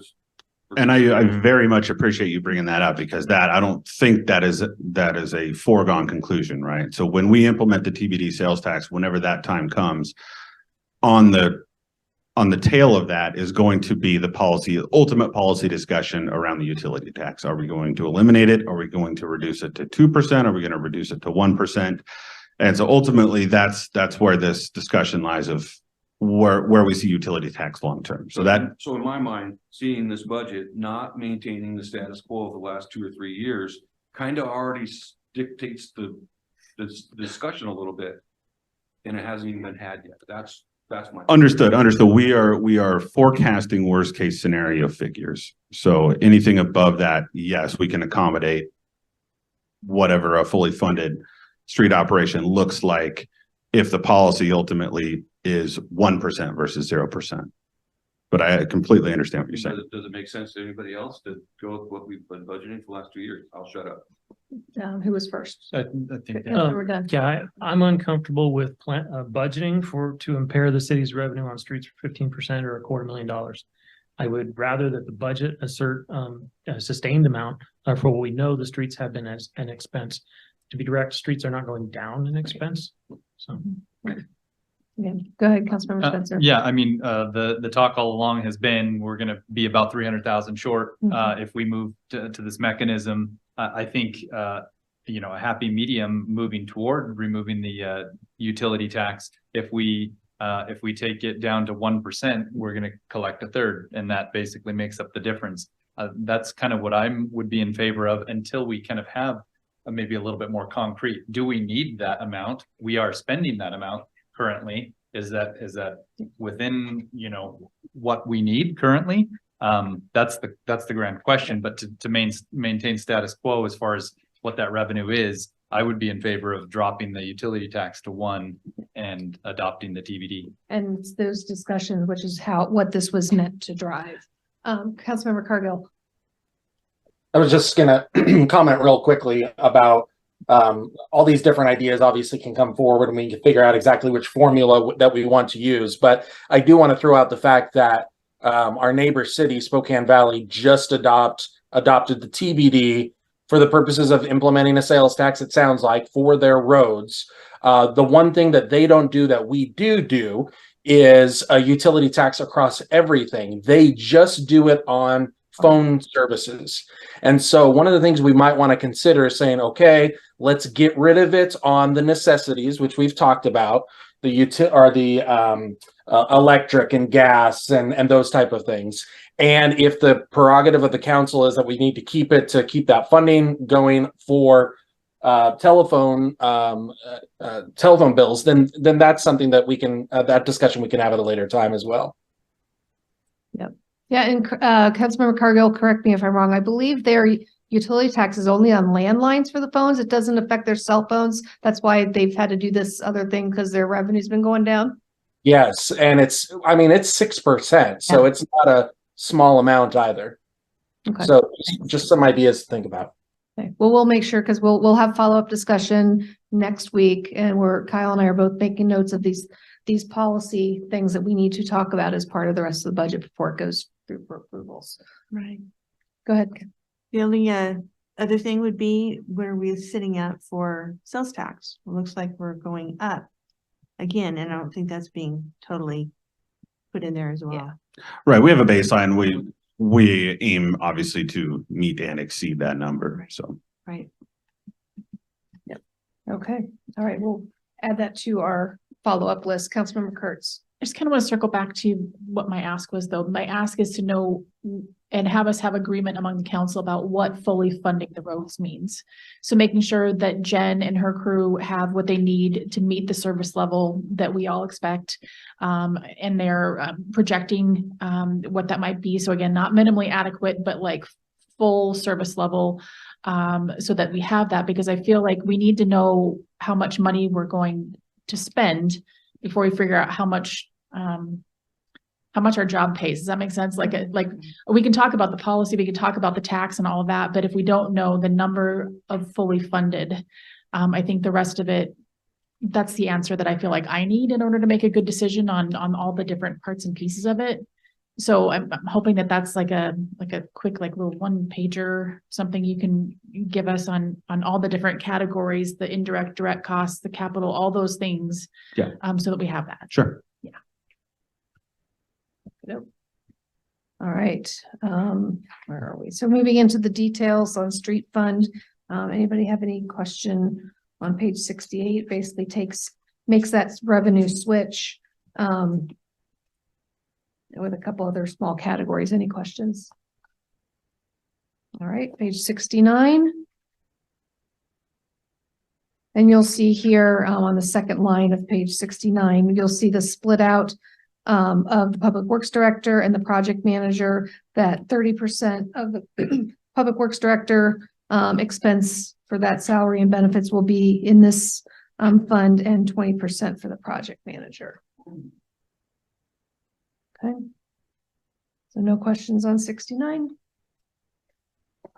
Okay. Quick question, Mayor. Sure, go ahead. On 69, Jen, on 542-66-3200, and I guess on 542-66-3100 as well.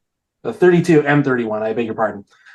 If we don't hit the 23 numbers, do those roll over? No. Okay. Right. Is that right, Kyle? Yeah, that increases the ending fund balance if those funds are not spent. Okay, but we still have them then. Correct. They don't just disappear, obviously. Right. So correct. Okay. Thank you. Okay. Anybody else on 69? Okay. 70. Yes, go ahead, Councilmember Spencer. Let's see here, street lighting, 542634700. Mhm. Again, decreased due to historical use. I would think we're only adding more lighting, Kramer, that sort of thing. So how are we going down from this year? That's a great question. And that's one that's very tough to gauge when we do budgets in August. I base it off of history for the most part, especially on something like that that's kind of out of our control. I'm looking at the 2023 right now as compared to when I did this in August, and it's at 73,000 of 80. So ideally, we may very well come close to hitting that 80 this year, and it was not even close to that in August. So it might be that we actually leave that. If I were to readdress that line item right now, looking at where we could be projected, I would have left it at 80. Okay, so let's put that, Kyle, let's put that on your list of potential changes to kick that back up to 80, and council can vote on that line item when the time.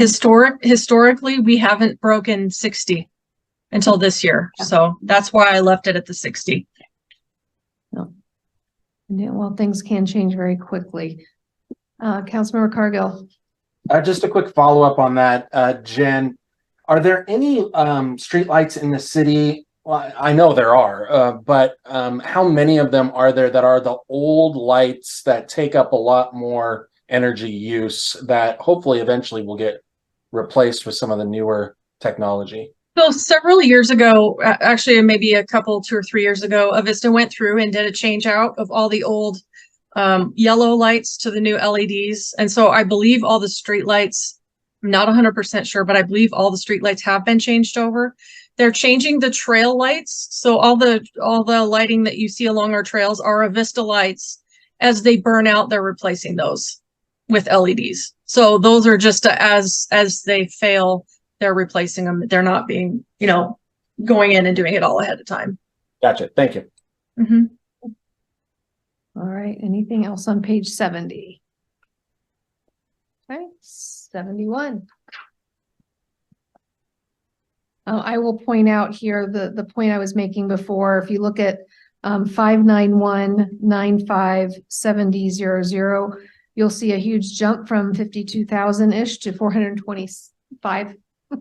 That's what I had asked Kyle to explain about recognizing that as debt. It doesn't mean we're going to spend the 426,000, but we have to account for it as a liability for the auditors. Yeah, so our leases our heavy equipment are leases to buy. And so when you have that liability attached to that document, you have to account for it. Yeah. So we will see that the substantial portion of that amount end up as an ending balance for the streets fund. Yeah, and that's the one of the downsides to our cash basis of accounting, because we are, as you're looking at this, we're probably overstating the expense here by Correct. what, about 350,000. Correct. So it's good to be cognizant of those things. Anybody have any questions on 71? Okay, and 72.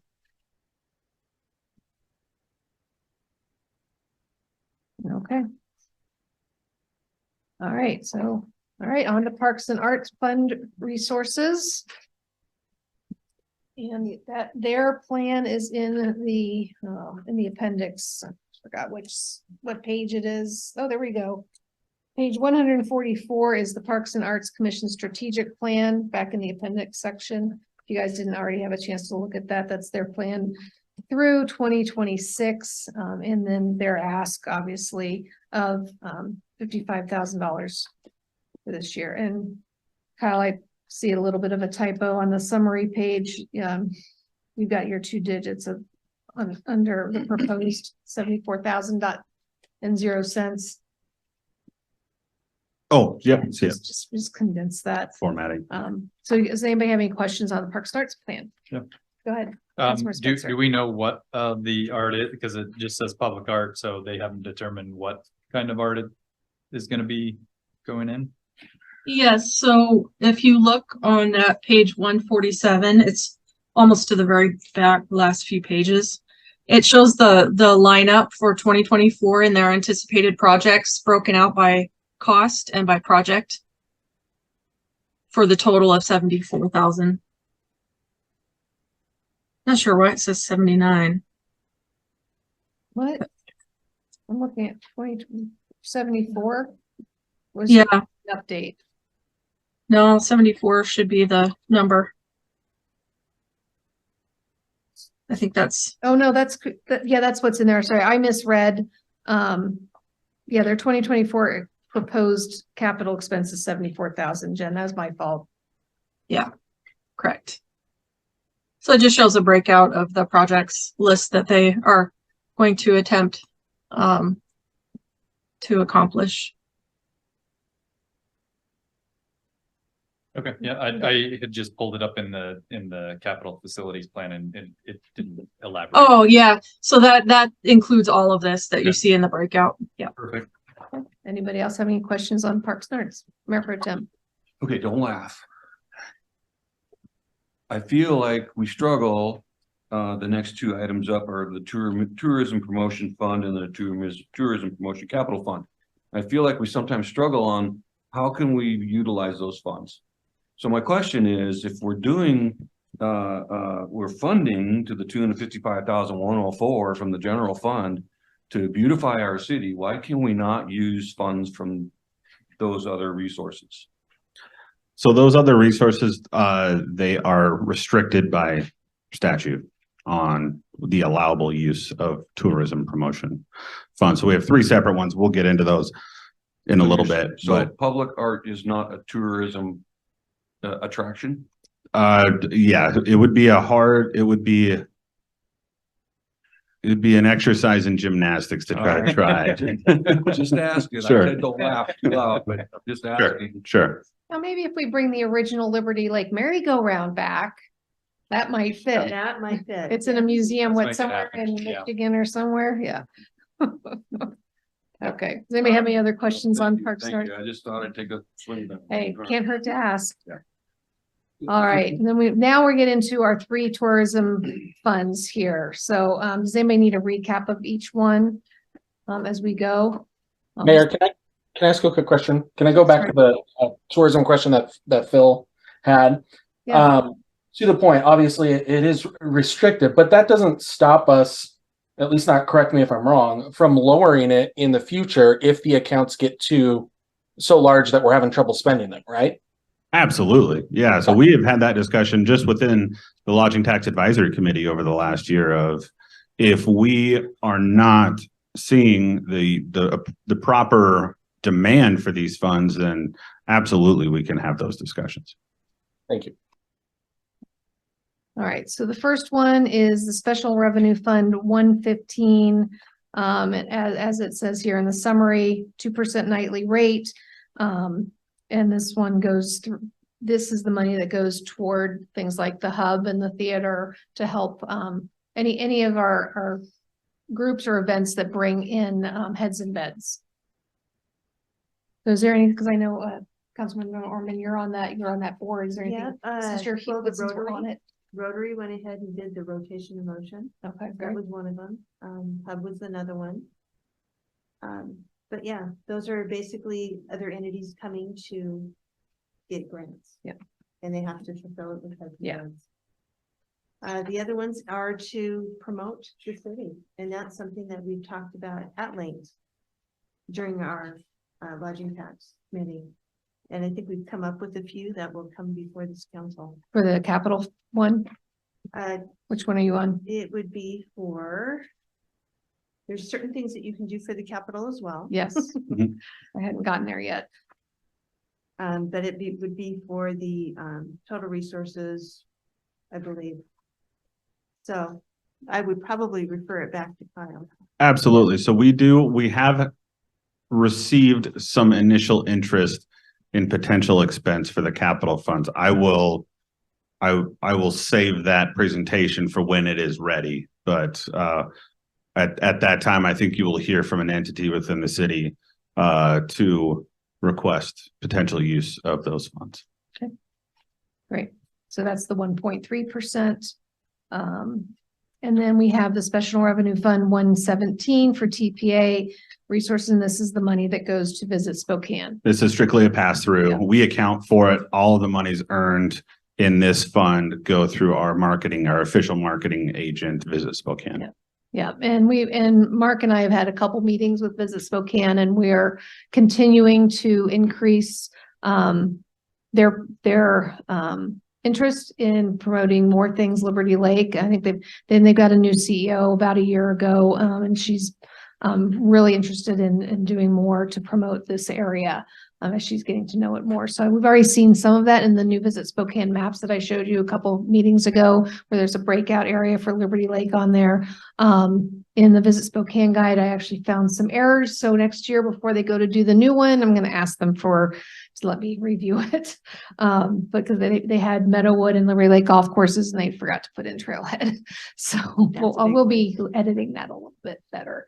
But yeah, they're a really great resource for us, and they help promote Winter Glow as well. Councilmember Spencer. Yeah, I guess I'm just, I'm kind of questioning whether, that Special Revenue Fund 117 is, whether there's something that we could do here in Liberty Lake to put it all toward promoting Liberty Lake, rather than, whatever percentage of that is going towards promoting Spokane specifically. I don't know that people looking at Spokane specifically are, looking at those guides to push them out to Liberty Lake. So I don't know. I guess I'm just kind of curious as to, what types of things that we could do to use those funds here directly to promote Liberty Lake only. Well, what we can do is have them come back. They've got an amazing amount of data that they can share. Like we were talking, you had asked about GSI, what's the return on investment? Mark, let's talk to them about coming back and going through some of that data on how many visits they've had, and, how it affects Liberty Lake. Because, if we look at where's the revenue? Basically $130,000 a year by the time you hire somebody, and then you go in and you get websites and all the promotion, you're way over that. Basically, right? Yeah. Sure. I can tell you that right now they're working on a restaurant promotion video that David is collaborating with them on. So there's some activity happening, but we'll be happy to bring back a more full presentation of kind of the scope of what's happening there. Okay. All right. Anything else on tourism promotion? Not hearing any. Are we okay with the beeps? Okay. So on to restricted reserve fund. So Special Revenue Fund 120. This is the one where we keep 15% of general fund projected actual. This is one we bumped it up by 300,000 at the end of last year because it hadn't been updated.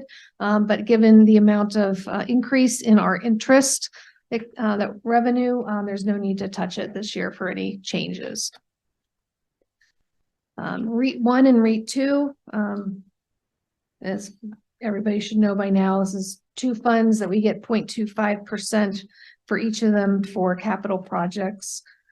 Is there anybody have any questions on actually either one? They're separated here, but if anybody has any questions on those funds, go ahead, Councilmember Spencer. Capital outlay at the bottom of that page 78, planning for project development in Town Square. So where is this going exactly? What page are you on? 78, Okay. bottom of 78 in the capital outlay summary. Oh, there you go.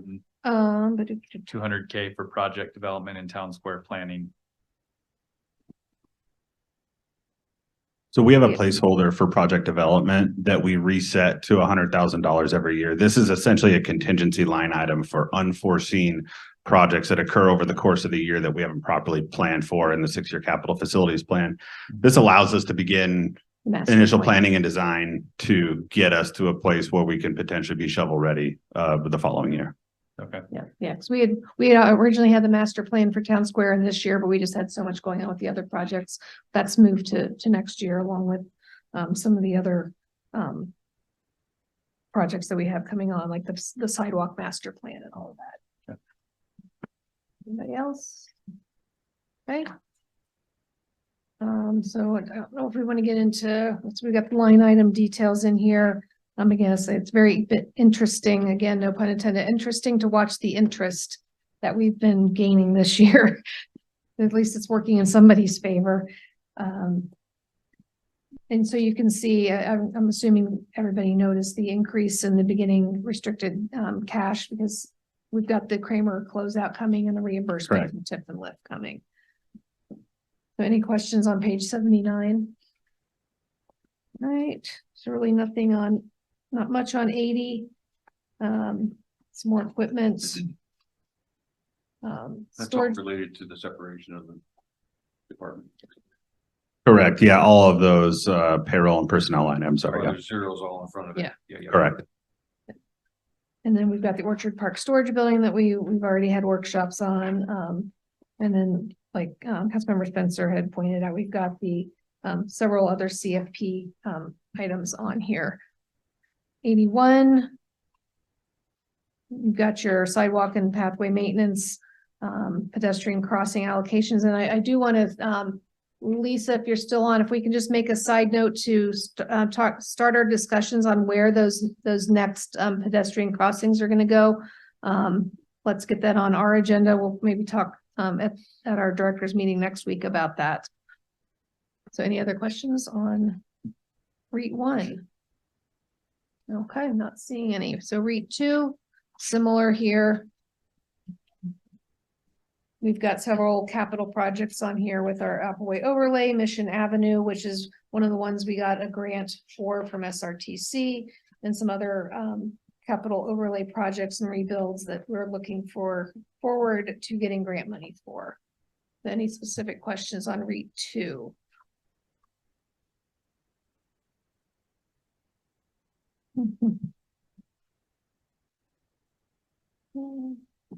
So nothing on 83 or 84? Nope. Nope. Yeah, go ahead. I'm assuming Councilman ARPA goes away after this year. That's correct. Yeah. Yes, it will. Okay, now we've got our next, we got street capital projects. This one, oh gosh, some of these funds run together on me. I apologize. So yeah, this is where the fund where we are transferring in, we were transferring in about $200,000 a year to subsidize the street capital projects, but we don't have it in this year. This is a perfect, if you'll allow me to interject, this is a Yeah. perfect kind of dovetail from the recent discussion we just had on fully funding the streets. What does that look like?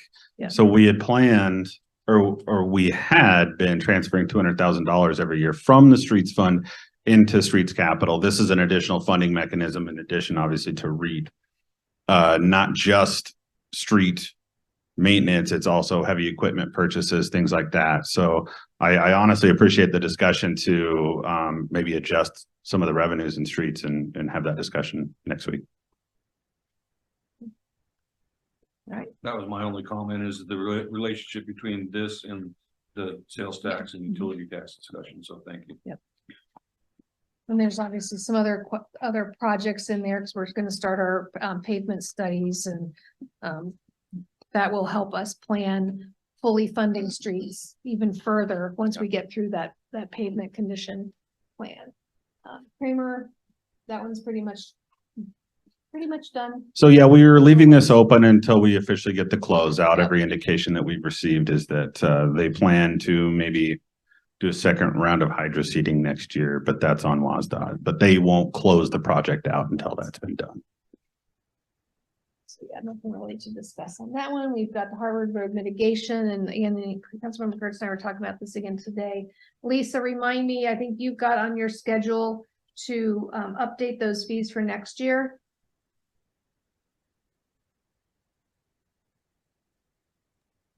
Sorry, Mayor, it took me a second to find my unmute.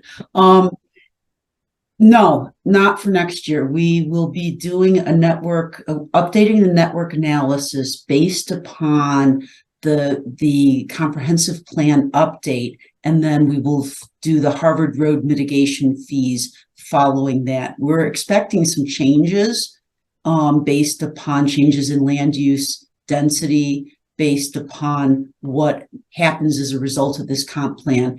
And with that, we may be seeing some additional roadway capital projects that may be necessary based on that. And so that would be the point at which we would update the Harvard Road mitigation fees. Okay, because I guess I misunderstood. I thought we were looking at for next year because it hadn't been updated in quite a while.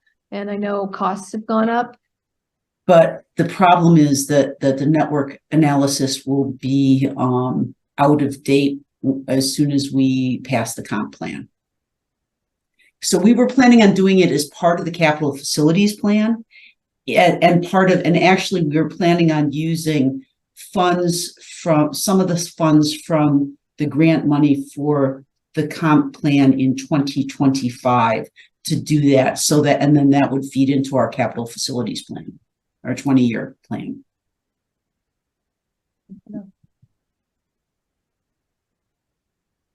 Sorry, I'm just making a note here. And actually, I believe that's in the capital facilities plan specifically for 2025. Yep. Okay. All right. So any questions on Harvard Road? Seeing any? Next, we got Library Capital Fund. Again, that revenue is coming from the lease revenue from Legacy Church. So we're trying to building that up, and looks like I think they're making some progress on their new land purchase, but there won't be another update on that till I think the first Sunday in December. So we'll get a better timeline then as to how long they're going to be there. Where are they purchasing the land? They don't. I can fill you in a little bit later. Gotcha. Mayor, quick question. Yes. So, you mentioned that this is increasing. Where did the revenue come from before that? The 2021 actual, 2022, 2023. Is that per what Phil was talking about with the ordinance, talking about 23.8? Did that come from property tax revenue? Did that come from? That would have been, yes, from property tax revenue. And that's just a straight interfund transfer from the general fund to the library capital. Okay, thank you. Next, we've got our municipal facilities fund master plan. So this is, obviously we've been sitting on some money for this for a while, and we'll be getting started on that here. Probably next year with the completion in 2025 to see what our buildings are going to look like at that point. So we've got a lot of work to do. I know it's a lot of dominoes that need to fit together, but the timing's right for it. With the added staff and moving the library and whatnot. So that will take shape in quite a few workshops, I suspect, probably some very long ones. Police capital, again, we've been getting our, PD's been getting that donation from Redeem, which has been going into here. I don't know if are we expecting that again this year? We have not, we do not know yet. So that's why. Hold on. Kyle, I'm confused. I know because it shows the 2021. Okay, no, I get it. Sorry, I wasn't following the line items. So we don't have anything in there yet for 2023, or we won't. Right, we don't budget, but if it's received. Yep. Okay. Great. So community messaging, this has been sitting here. That maybe, I don't know if the council wants to revisit that at some point. Kyle, if we do end up not doing community messaging fund, what do we do with this money since it's set aside for community messaging? So it goes back to the initial funding source, which I believe was general fund. So it would just go back as an ending cash balance back to the general fund. That's something, again, placeholder. And if the council wants to take that up in the future, work in a workshop or something as to whether or not you want to continue to do this, or let's move ahead with spending it on some more messaging. Underground utility fund, this is our $25,000 that we put aside every year. Obviously, we spent some this year at Trailhead, so it's a great savings account to have when those opportunities come up.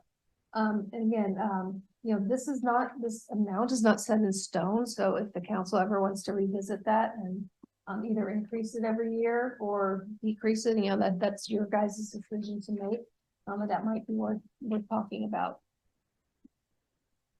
Mayor, you're turning your head away from the microphone a lot. Oh, I'm sorry. Thank you. You.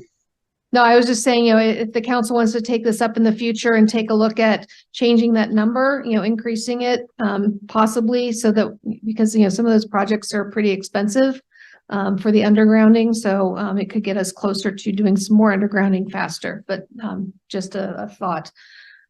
Building contingency fund, again, another savings account. We didn't spend anything in 24, I believe. So, 23. So we won't have to be replenishing anything in 24. And this came out of, Kyle touched on this, the roof collapse over at the library several years ago. And we used to just put it in the general fund, but it looked like we were spending $125,000 each year. And so we eventually moved it to its own fund. So we just maintain that balance. Mayor. Yes. It looks go like ahead. Cargill Oh. has his hand up. Great, thanks. Hi, Councilman Carbo, go ahead. Oh, just one quick question. I'm wondering, and maybe this is a question for either, well, I guess it would be a question for Lisa. Is there a way we can get a list of like the top 3 underground utility proposals that you have? In other words, the 3 locations in the city that are the most needed. And the reason why I asked that is because to me, that seems like what should be one of our top priorities, just because it's a public safety issue. If citizens lose power, or something happens in the city, getting those lines underground is critical to our long-term infrastructure as a city, at least in my opinion. So I'm just trying to get an idea of how many locations that we have, and maybe what would be the top 2 or 3 that we'd be looking at possibly doing. So we would definitely need to take a look at that. I don't have any of that data. I don't have any of that information. So that would be something that we'd have to do an assessment. And again, it would be a great thing to add to our GIS database. I don't have it right now. And there are certain overhead lines, probably the ones that are most offensive because they're the biggest, that we cannot technically underground because they're the high distribution or the high voltage distribution lines. So, but that is something that we can undertake. It's just a matter of assigning the staff to do it. Thank you. And we were really lucky with the one we did this year. We were able to combine it with the Trailhead project, so it saves some money. So that's another time and place where we can make that evaluation too. We may have a project that comes up and it may not be on our list to start, but if it's an opportunity that we can take advantage of, I think we need to look at it. Councilmember Spencer? Yeah, just kind of backing up a little bit here, going back to, I know you said that the Municipal Facilities Fund Master Plan is going to be a long discussion, and we go moving forward from there, going to the Building Contingency Fund. We're talking about dedicated dollars for unexpected expenses, but again, Trailhead was an expected expense that was coming up, and obviously we now have a Trailhead Improvements Project Fund, but it isn't necessarily going to become the piggy bank for 20 years from now, 30 years from now, when the building needs to be replaced. Is that correct or no?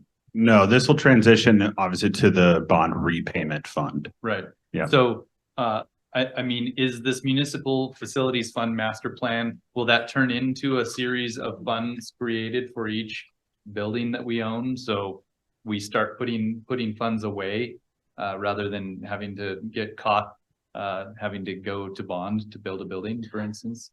Potentially. I mean, we have asset management software right now that is capturing that to an extent, but this would obviously be a much more robust version of that.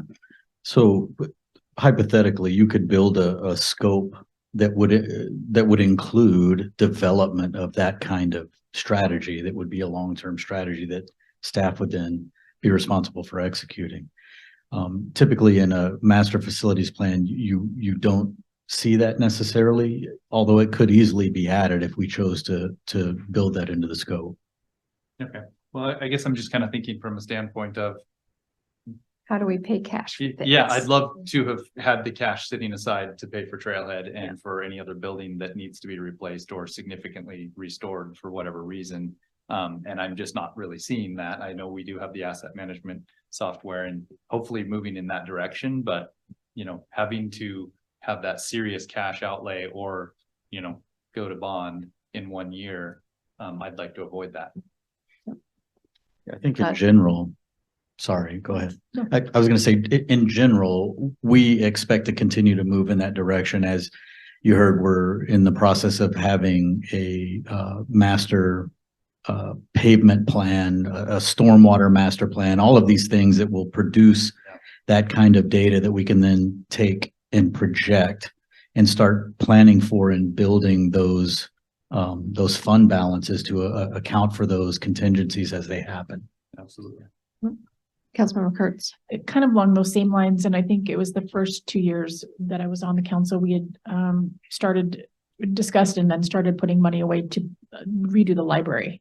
So that was an example of one of the things that we had done to start kind of saving up for some of that. So it's not like you're saying going to bond and we don't have the cash to do it. So I do like the idea of once we get the plans done, we've got a lot of plans that we're working on, but actually starting to figure out where we can start putting some of that money so that it isn't coming out of like our operating budget, the general fund. Yeah, agreed. Okay.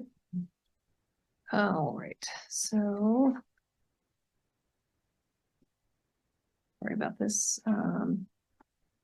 Yep, so trailhead improvements, like Kyle said, this will switch over to the bond repayment when we start getting to it's our savings account as well for our additional payments. But when we get to that point, we don't have a penalty. Leave your hand up, Mayor Pro Tem. I wasn't sure. No. Okay, no, I was just checking. Make I sure you did. missed you. Okay. So on the Trailhead Improvements Project Fund, the 600,000 coming in, is that from general fund or from operations? That is from golf operations and real estate excise tax. Stormwater utility. I don't know if there's really much to talk about there. I have a question. Yeah, sure. Go ahead. I made a note here, Lisa. Wasn't there some regulation change not long ago that allowed us not to get too overly crazy with our stormwater?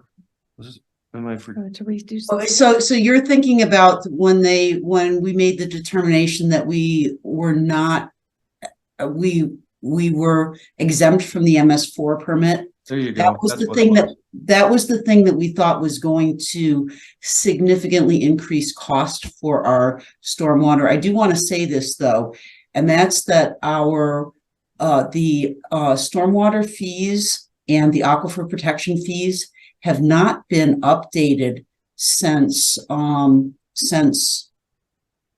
before the city was incorporated. And one of the things that as an aging city, we do have aging stormwater infrastructure that will require some maintenance over time. So that's a great example of that's exactly what we're doing with the stormwater master plan. In fact, we're working on capital facilities plan. You're going to be seeing that in the first quarter of next year. And then we're also undertaking a fee study to say, okay, so what's the long range? What's the 20-year plan for maintaining this? And what do we need to adjust the fees that we have for our stormwater protection and aquifer protection? And that's something that you're going to be talking about in the second quarter of next year related to that stormwater master plan. So there's a great example of where we are proactively trying to do just that as it relates to stormwater. So a follow-up question, then the exemption really kind of, is it fair to say that the projected path that we've been on with these funds is going to be at an adequate amount to complete what you just said on master plans and all that? So what I don't know is if it's going to require us to change the fee structure that we have for stormwater, if we're going to see some increases in that. As I said, those fees have not changed. They have been static since before the city incorporated.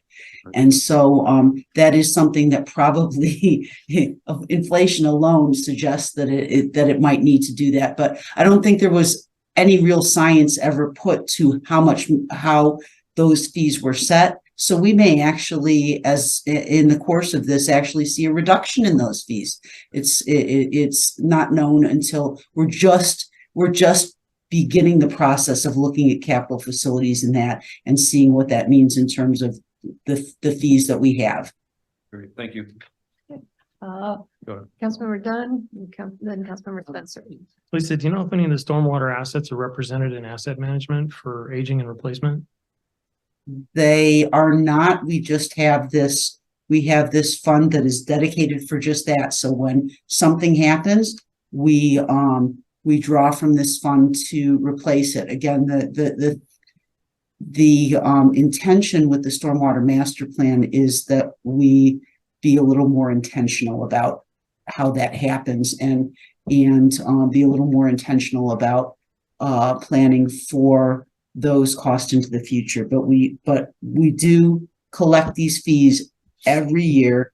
We do have a budget for them every year. Some of the stormwater maintenance goes to our streets operations when they do things like they unplug the swales where we're having issues with drainage, or where they need to replace like a dry well or something like that. Those sorts of things are handled from this fund. Again, we just want to have a little bit more predictability going into the future and make certain that the funding stream that we have is adequate to handle some of the potentially bigger maintenance things that may come down the road. Yeah, your remarks really resonate with me. They don't necessarily need to be represented in our asset management, but as long as the stormwater master plan recognizes the impact of that cost and gives us something to set as a target to plan for as an expense. Right. Thank you. Spencer, I think you were next. And Councilmember Kurtz. Is your question on stormwater? Because I want to go back to golf trailhead. Yeah, it's on page 95. It's regarding the street sweeping contract. And we just authorized the purchase for a street sweeper. So just checking to see if there's some overlap there. Does that still need to be in there, Lisa? I can take that, Lisa. Okay. So the discussion was with streets operations maintaining the street sweeper. Do we need this street sweeping contract? The answer from staff was yes, just as this transition, and then we'll always potentially need some sort of backup. And so we'll see what that looks like as we get comfortable with our equipment and if the need shall ever arise for backup or redundancy, we'll keep that contract.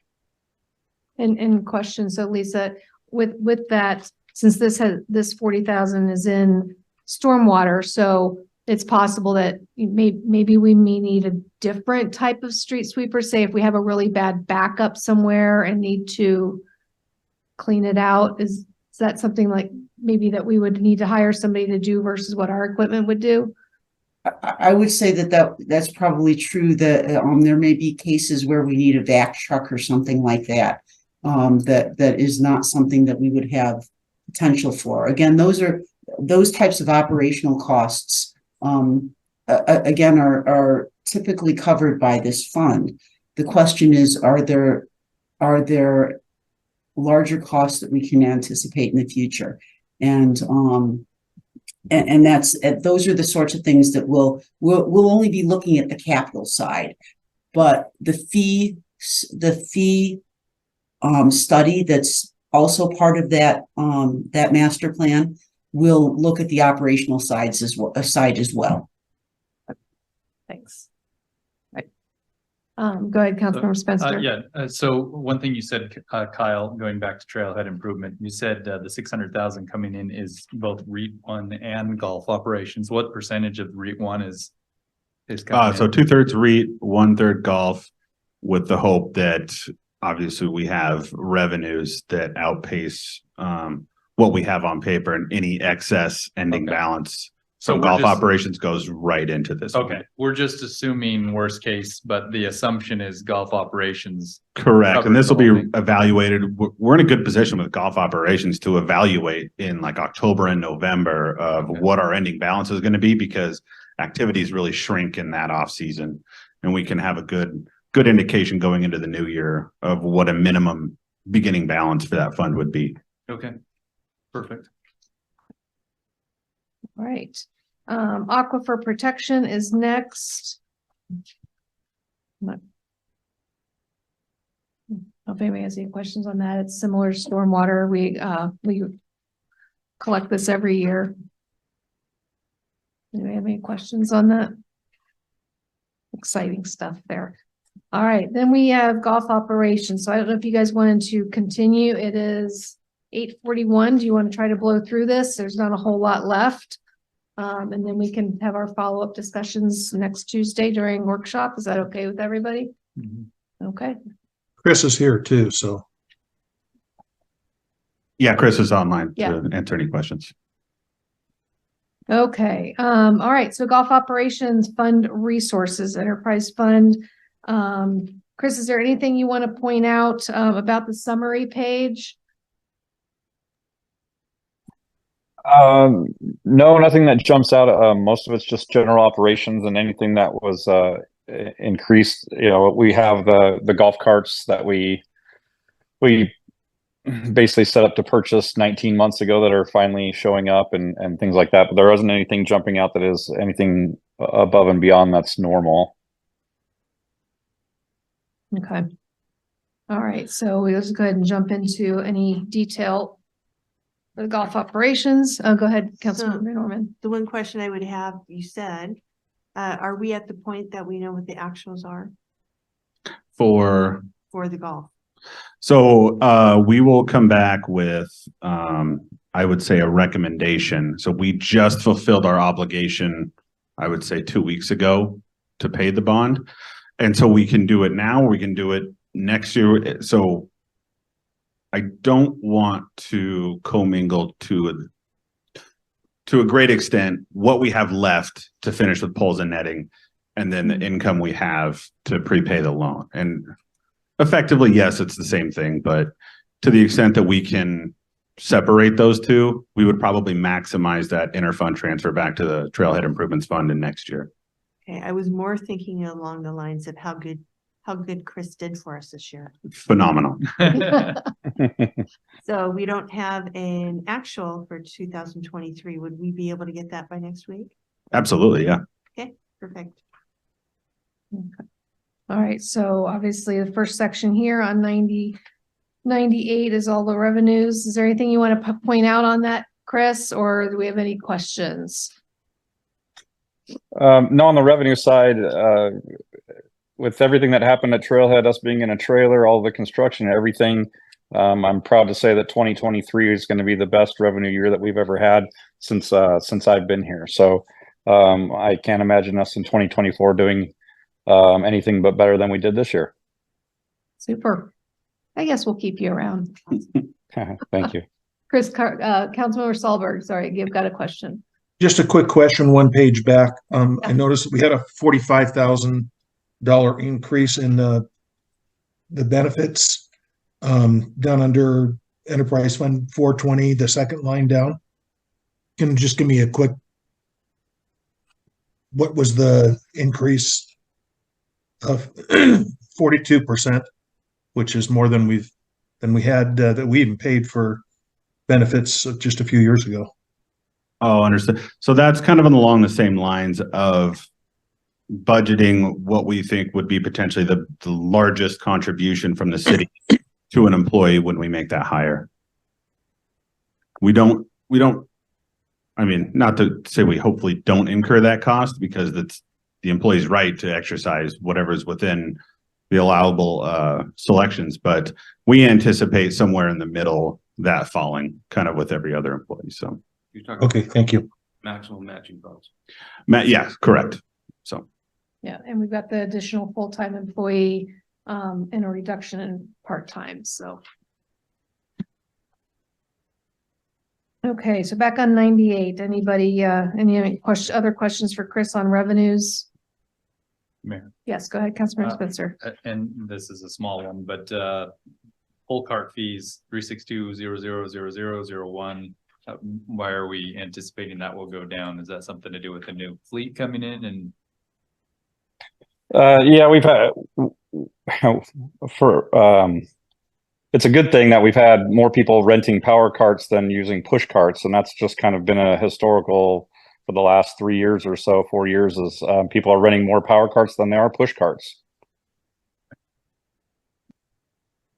All right, so we'll move over to expenses, page 99. Does anybody have any questions on that?